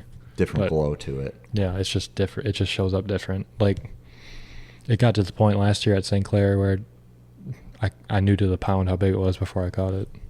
So they act more dominant too. Mm-hmm. They do. I've noticed that. Yeah, Like, definitely. Yeah. So, but the other thing out there too is you got to find, like last year it was Anchor Bay where it's been the last couple of years, and you went out in the main lake, you got the same size fish, 19 inchers, but they're 380s, and you go to Anchor Bay and they're all 420s. Why do you think that is? That's where the bait was. Forage. They're more That's full. where the biomass is. So that's game plan out there. Find the biomass and go from there. Just like any other lake. Got an excellent process, my friend. I had a good question. Oh, yeah. This is a really good one. What do you do to combat neck pain? Stand a little bit further back. Like I stand decently far back. I'm not I'm not standing over my unit and go throw a swim jig. I like that answer. But no, I mean, I've been on such a largemouth kick lately, and I think it's because I know what's coming at St. Clair, honestly. Yeah. I mean, do you have like a roller or something? I feel like you should have some sort of sponsorship, some sort of lotion, or you know, I don't know. I feel like there needs to be. Your mount system is definitely harder on my neck than mine was. really? I get that beat down is Oh. really, I don't know. Yeah, I feel like See, I thought mine was pretty dang good. Like I it's don't. not bad. Yeah, there's definitely worse, but I've never been like, whoa, my neck hurts. That hasn't hit me at all. Well, keep in mind, I'm like, I gotta look a little harder than you. I gotta look a lot harder than you. So, But like those guys with one single unit, that's like at their feet, like that's got to be tough. oh yeah, nothing like scoping with a flush mount at the bow. I couldn't imagine. Well, especially your old flush mount on that boat you ran last year. Isn't that the? Can you imagine scope? Oh yeah. Can you imagine? My back hurts thinking about it. Oh my gosh. You would need like a lounger, but like a massage chair to lay on to like look at that. I think all day. What's your take on a butt seat with scoping? I don't like them, but I just don't like one on the front deck because I'm a klutz and probably bring too many rods. So I think that's the bigger thing. But I really like a butt seat on the back deck for some reason. Yeah. But you know butt seat? I feel like it takes away from efficiency. The way I How roll. so? Just That's probably all in my head, but I just feel like I don't operate the same just leaning against something. is there fishermen who like that you is that I guess no one's ever asked me that before for scoping, preferring a butt seat or not preferring a butt seat. Is there like people you fish against that because I could see a butt seat helping me start from the same, like having a constant to develop maybe a better cast with my scope, right? Because my body's in kind of around that seat instead of I'm over here, I'm over there. But I could also see it. See, I'm always over here. Do you notice that? I did. I make the same cast every time. I did notice that. And I keep my bait low to the water because the wind can't catch it as much. It makes you more accurate. Like when I'm casting, you know what I mean? I did definitely Like notice that it's too. not overhand. Definitely noticed that. And If I I definitely can- noticed I missed a lot overhand today. And sideways. Because the wind caught it. And you just can't be consistent doing that. That's why I use short rods now too. Every year my rods get shorter and shorter, it seems like. Really? Just How a- short are we talking now? 6'9". 6'9"? And you feel that's for that roll cast? Yeah, I can cast literally next to the water and, stay low, and it makes me so accurate. That makes sense. To me, it's just getting that release point down. Definitely part of it, yeah. Because the sidearm thing, if you don't have the release point down, can, slice or push. Mhm. Are you using, talking to guys, it doesn't matter, but you like stiff rod for strolling or more limber in your mind. I use stiff. Yeah. I feel like I overwork my bait when it's too stiff a rod. So I think like I'm handicapping myself once again because I'm not probably as good at it. That's all I can think feel like of. I offset that with a short rod. Because if you have a long rod, there's a lot more going on down there with a little movement. So 100%. That's something a lot of people don't think of at all. Mm-hmm. At all. Definitely. But how about back and like how hard is fishing on your body? It's definitely hard. I keep myself in shape playing basketball. I think that helps. Yeah. Because I couldn't imagine being out of shape. Like, that would wear on your body bad. I do think it's your style requires some fitness. Mm-hmm. Like, there's more to it. Like, just like Jason Christie throwing a spinnerbait, I feel like is a pretty active ordeal, right? Mm-hmm. So, and yeah, you're fishing 4 days in a row. I'm not fit for it. Like, I'm out of shape, probably too out of shape for it. Like, to keep my head in it 4 days, probably like I would need to. I was just gonna say, if you're out of shape, that's something outside that's in your head and would definitely hinder how you perform. Has to. How are you managing caffeine? Because I think I heard something about Dakota Ebear was saying you drink like 8 monsters or 8 rains a day. He went a little extreme on that. I drink 2 rains typically a day, 600. So it's still a lot, but it's not what he made it sound. He made it sound like I'm like about to die. Do you notice you're more like build up a tolerance to them? Yeah. More? Yeah, definitely. But I've noticed that too. It's a slippery slope. yeah, I'll probably cut back, honestly. Might quit. We'll see. Why? Just don't think it's healthy. And honestly, I don't need it. You're wired either way. I actually stopped drinking caffeine tournament morning. You were too wired? Yeah. I don't need it in the morning. That first 2 hours of every Champs Tour event I've ever fished, the first 20 minutes I'm shaking. As weird as that sounds. It takes a fish catch for me to get shaking.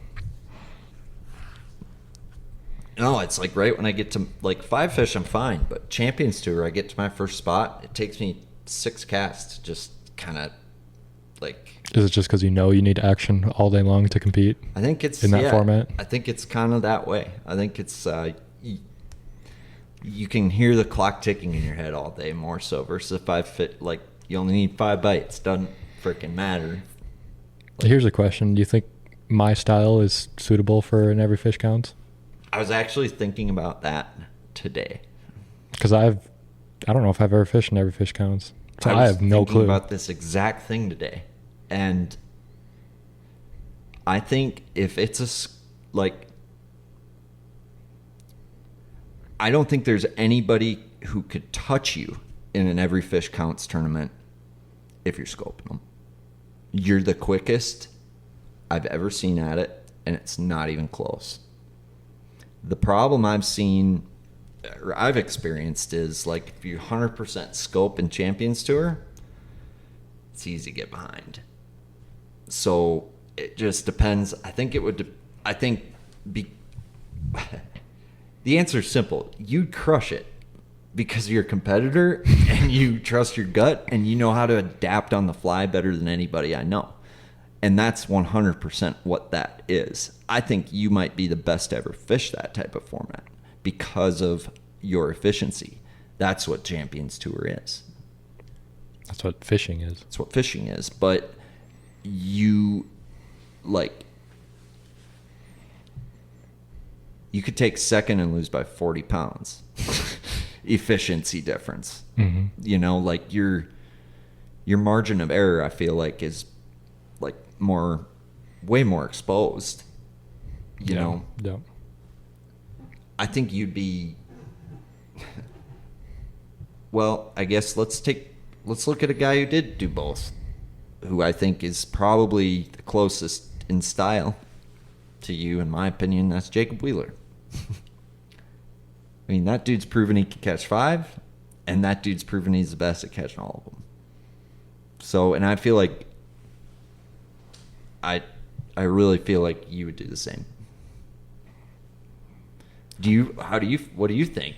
Like, what do you think would be, I guess, what would make you worse? I don't know. I think it might take some tweaking. I think it might take some time to kind of get, I don't know. I've never done it, so. Some days I wish I never would have, because I feel like I haven't been the same 5-fish angler since. I was just going to say, do you feel like you change when you go to a 5-fish? Does your mindset change? Yes and no. I feel like I don't fish for, wouldn't fish for single fish as much. Like, or I can't even explain it. You have to fish different, I think, for Champions Tour. Like, where we just went, like, if we were fishing for 5, I would have fished different. I don't know if I would have practiced different. I would have practiced different. Yeah, you're looking for a little like, isolated piece of thing that holds 1 to 2 things, becomes like a lot more playable in a 5-fish versus much more of a hard decision to make to run to in a Champions Tour event. Like, running 15 minutes to catch 2, can't really do that and have it pay off in a Champs Tour event. You always have to be adjusting to more bites throughout the day, it seems like, no matter what, if you want to win. So yeah, I think it would take some time for me to get the gut to do that, because I've never been wired that way. I But still I don't know. think I am.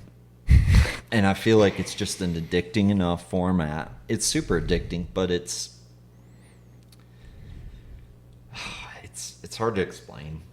Yeah. I don't know. I think I'm my own worst enemy. I'm probably a little bit of a head case, and I think just sticking to doing my thing, I think, is what works best for me. And picking my pace up in practice has probably helped me the most. Yeah, you saw me. I work harder in practice. I want to see the whole lake. My days are, and like, I really think, yeah, me covering more water, seeing more things in practice. And I used to do that with idling, but doing that with the trolling motor now, I think, is something I'm, getting better at. Or, trolling motoring around, and I'm scanning less. I feel like I don't. Not the same for me. You're scanning just as much? Yeah, if not more. Why? Depends on the fishery. But Right. I mean, more times than not, the live scope is complementing what I find on side imaging. If I'm new to the lake, I'm side imaging. Yeah, true.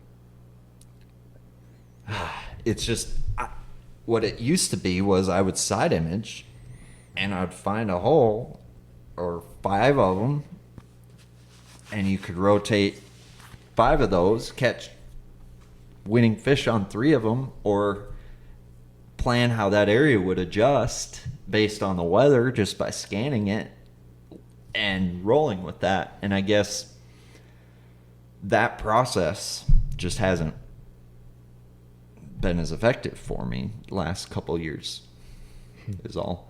And I feel like it's because these are lakes that I'm familiar with. The other thing I've noticed is my finishes are better if I, like La Crosse, Okoboji, those are places that I hadn't been to since I was 15 years old. So 20 years have gone by. Those are the lakes I do best. Those are the situations I do best in. So I think it's just a matter of, I'm learning that. So it's, how can I take that to a lake that I know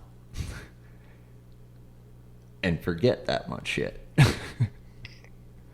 Do I need to rescan it? The grass is going to change, but I can't do as much. I can't do the amount of scanning I used to, I don't feel like, and get the same result. Like leech. Yeah. If you scan the whole lake, in your mind, is side scan as effective? Yes and no. Right. Yeah. Right. So what are some ways it is effective then, I guess, would be what I would love to learn. Grass is the obvious one, but just, Yep.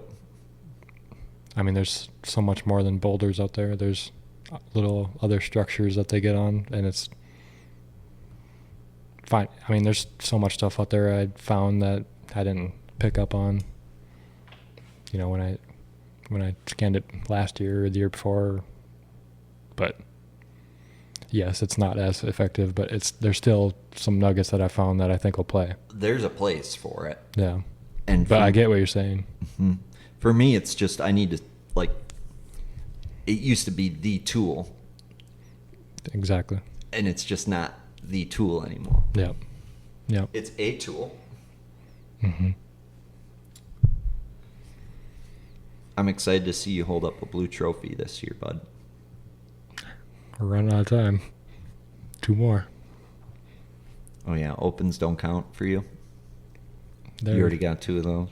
Well, they're not blue. They looked kind of blue, I thought. They're like Clear? black, clear. Okay. There's nobody on planet Earth that I've ever met that fishes like you in my life, dude. So, you should be proud of that. But what traits are different? I mean, speed, but what else? Data processing and taking that, understanding that, like, I'm trying to explain it now. Now I understand why you have a hard time explaining it. Yeah, I can't put it into words. The best way I can describe it is everything is faster. So speed is maybe a good overall way to put it, but like not just the speed of your trolling motor. The speed of you seeing a fish, hitting it, understanding how to make it bite, understanding its mood, understanding what's around that fish, understanding it's all of those things are at a speed and a pace that puts you in a position to be around and in front of more fish, decide, you know, what bigger fish are, and understand why they're there. We've talked about it with like Google Earth, and what I like to do with like my waypoint management is I really like to understand what's there. I don't really need to know what I need to know what's there and why. And I've done that, but not at your pace.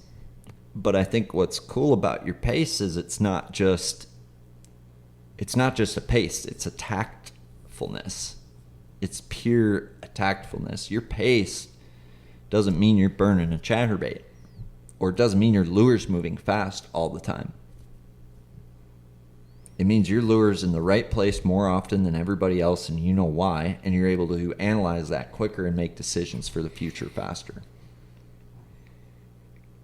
So now I'd like to go throw a swim jig or a frog and see if how I do that differs. I was going to say, I got to see you do that on Mille Lacs, and I guess, like, I haven't seen Florida Easton, which is kind of, I mean, I'd love to watch you fish in Florida, because everything I've learned in Florida is slow the fuck down.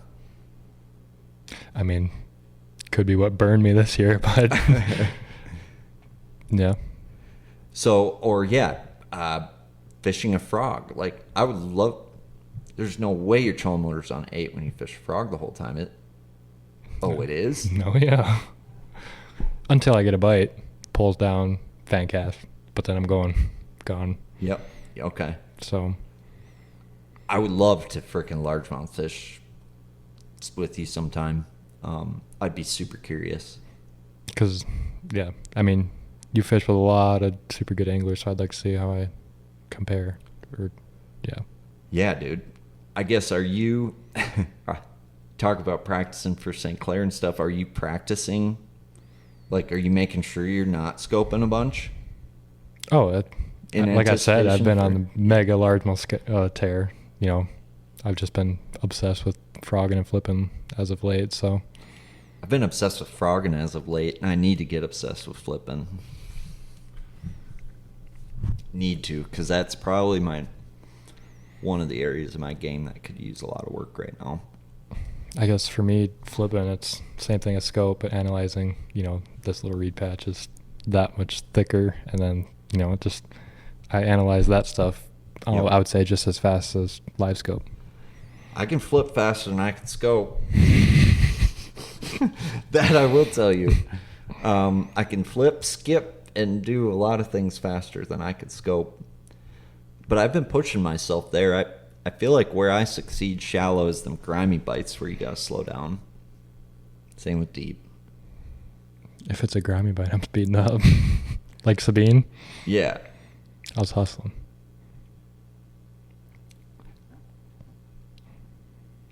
See, what about when you hustle and it doesn't? Like, the problem for me, grimy bite, is I might cast for 2.5 hours for one bite. Versus I feel like if I'm picking apart an area thoroughly, methodically, I maybe get more than one bite in 2.5 hours. Now, you're probably like, well, that's because you went fast in the wrong place with the wrong things for 2.5 hours. Well, right? I say I'm going fast. I'm not necessarily fishing fast. You're fishing as many places as you can, as slow as you can. Which is that, the lake I grew up on, that's how you fish it. That's why I fish slow. Like, for example, it's we're going a whole nother rabbit hole. But Sabine, really cool bite. There was times where I'd throw a spinnerbait on the sand. The fish would come out of the water, eat my spinnerbait on dry land. Never seen that before. What? The fish, I figured out, were sitting so shallow and facing the bank. Like your bait. Yeah, no, I get it. But I've never heard of that. It happened twice. Last day of practice. I didn't have a hook on my spinnerbait, but they came out of the water, ate my spinnerbait on dry land. Do you have to, they hold on to long enough for you to bring them back to... One of them didn't get it, but one of them, I could have yanked him. He might not even hit a water. And it was a good one, 2-pounder. Did you save the one that didn't get it? Was he just stuck there, or did he find his way back? He flopped his way back in off the sandbar. But no, that's another example. Like, I'll flip a spot and I'll flip the outside edge of these trees and I'll flip the inside, just trying to figure out where they're positioned, and then that's what I run with fast. And then get some bites and I'll try in a little bit, and if it's not working, I'll keep flipping out. And that makes sense. And I'll get to a lake and I'll start out kind of slow in an area till I kind of get an idea what's going on. Then I run a lot quicker usually. But I feel like that's different than a lot of people do. I feel like guys do it opposite of that. I'm fast. I know you. I know who you are, Mr. Fothergill. I know who you are. But the cool thing about fishing is there's not a wrong way to skin the cat, but there's definitely a more right way. And it seems like you figured out, statistically speaking, the past 2 years, the most right way the most often. Not every day, not every place, not every time, but your process, your style, I think. For me. For you, but I don't...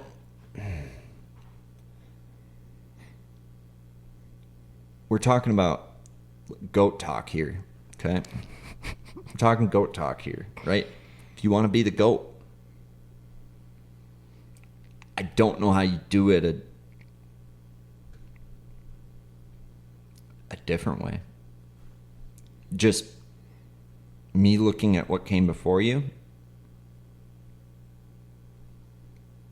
You put that doesn't lie. You put the math into it. The math and history don't lie.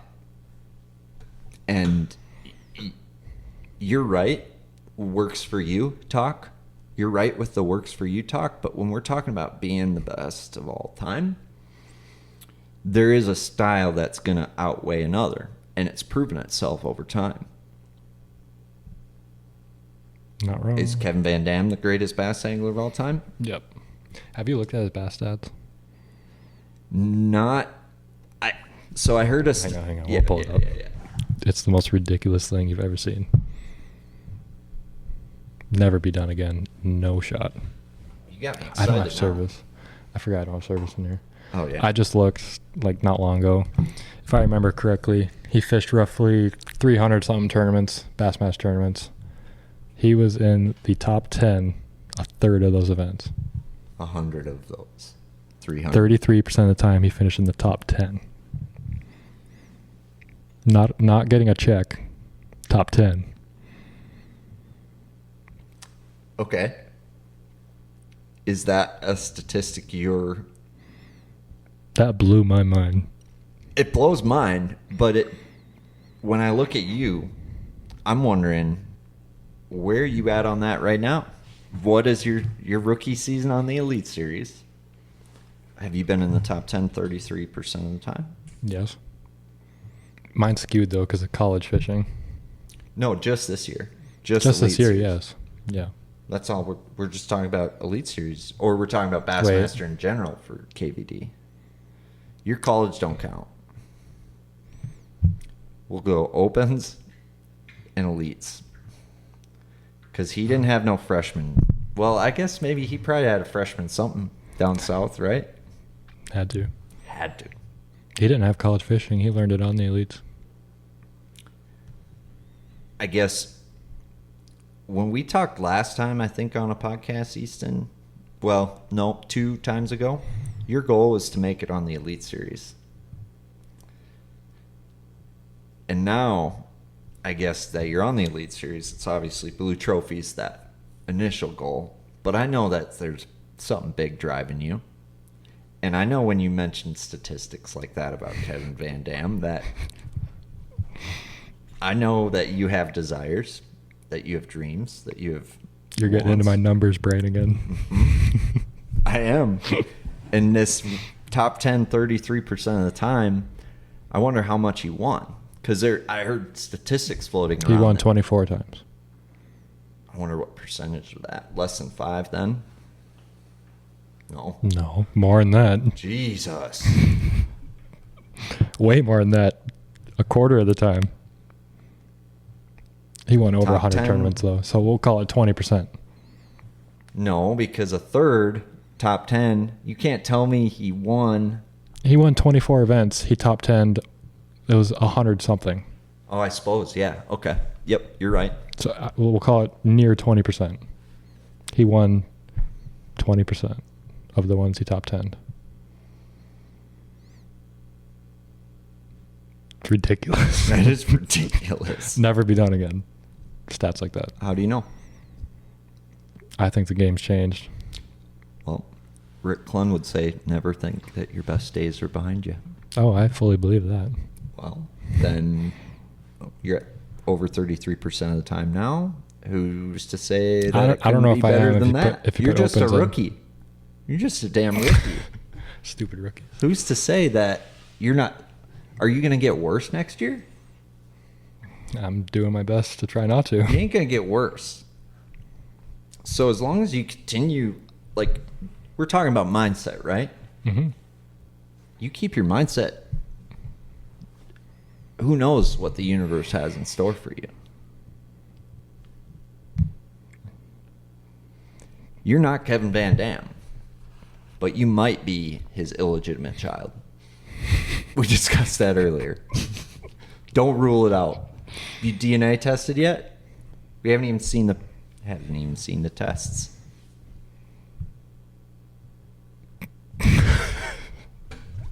No. You're Gill Daddy, world champion for Minnesota. This is extra special day, dude. This is like the highlight of my summer. I really appreciate it, dude. That was a lot of fun. It's a blast. We got to do it again sometime. Except I got to come see you I got to come see your barn dominium here. Hopefully soon. Well, I'll see you in Florida first. Yes. Because Next week. I'll be tapping your shoulder. Hi. 4 days. The podcast just went live. I just added you as a collaborator on Can my you- Instagram reel. can Can you you accept accept that? that? So, we'll talk next week in Florida. Are you excited for anything at ICAST? I mean, I'm sure this isn't going to come out till probably like mid-ICAST, so you can probably... I'm excited to do a press conference with Zono and KVD.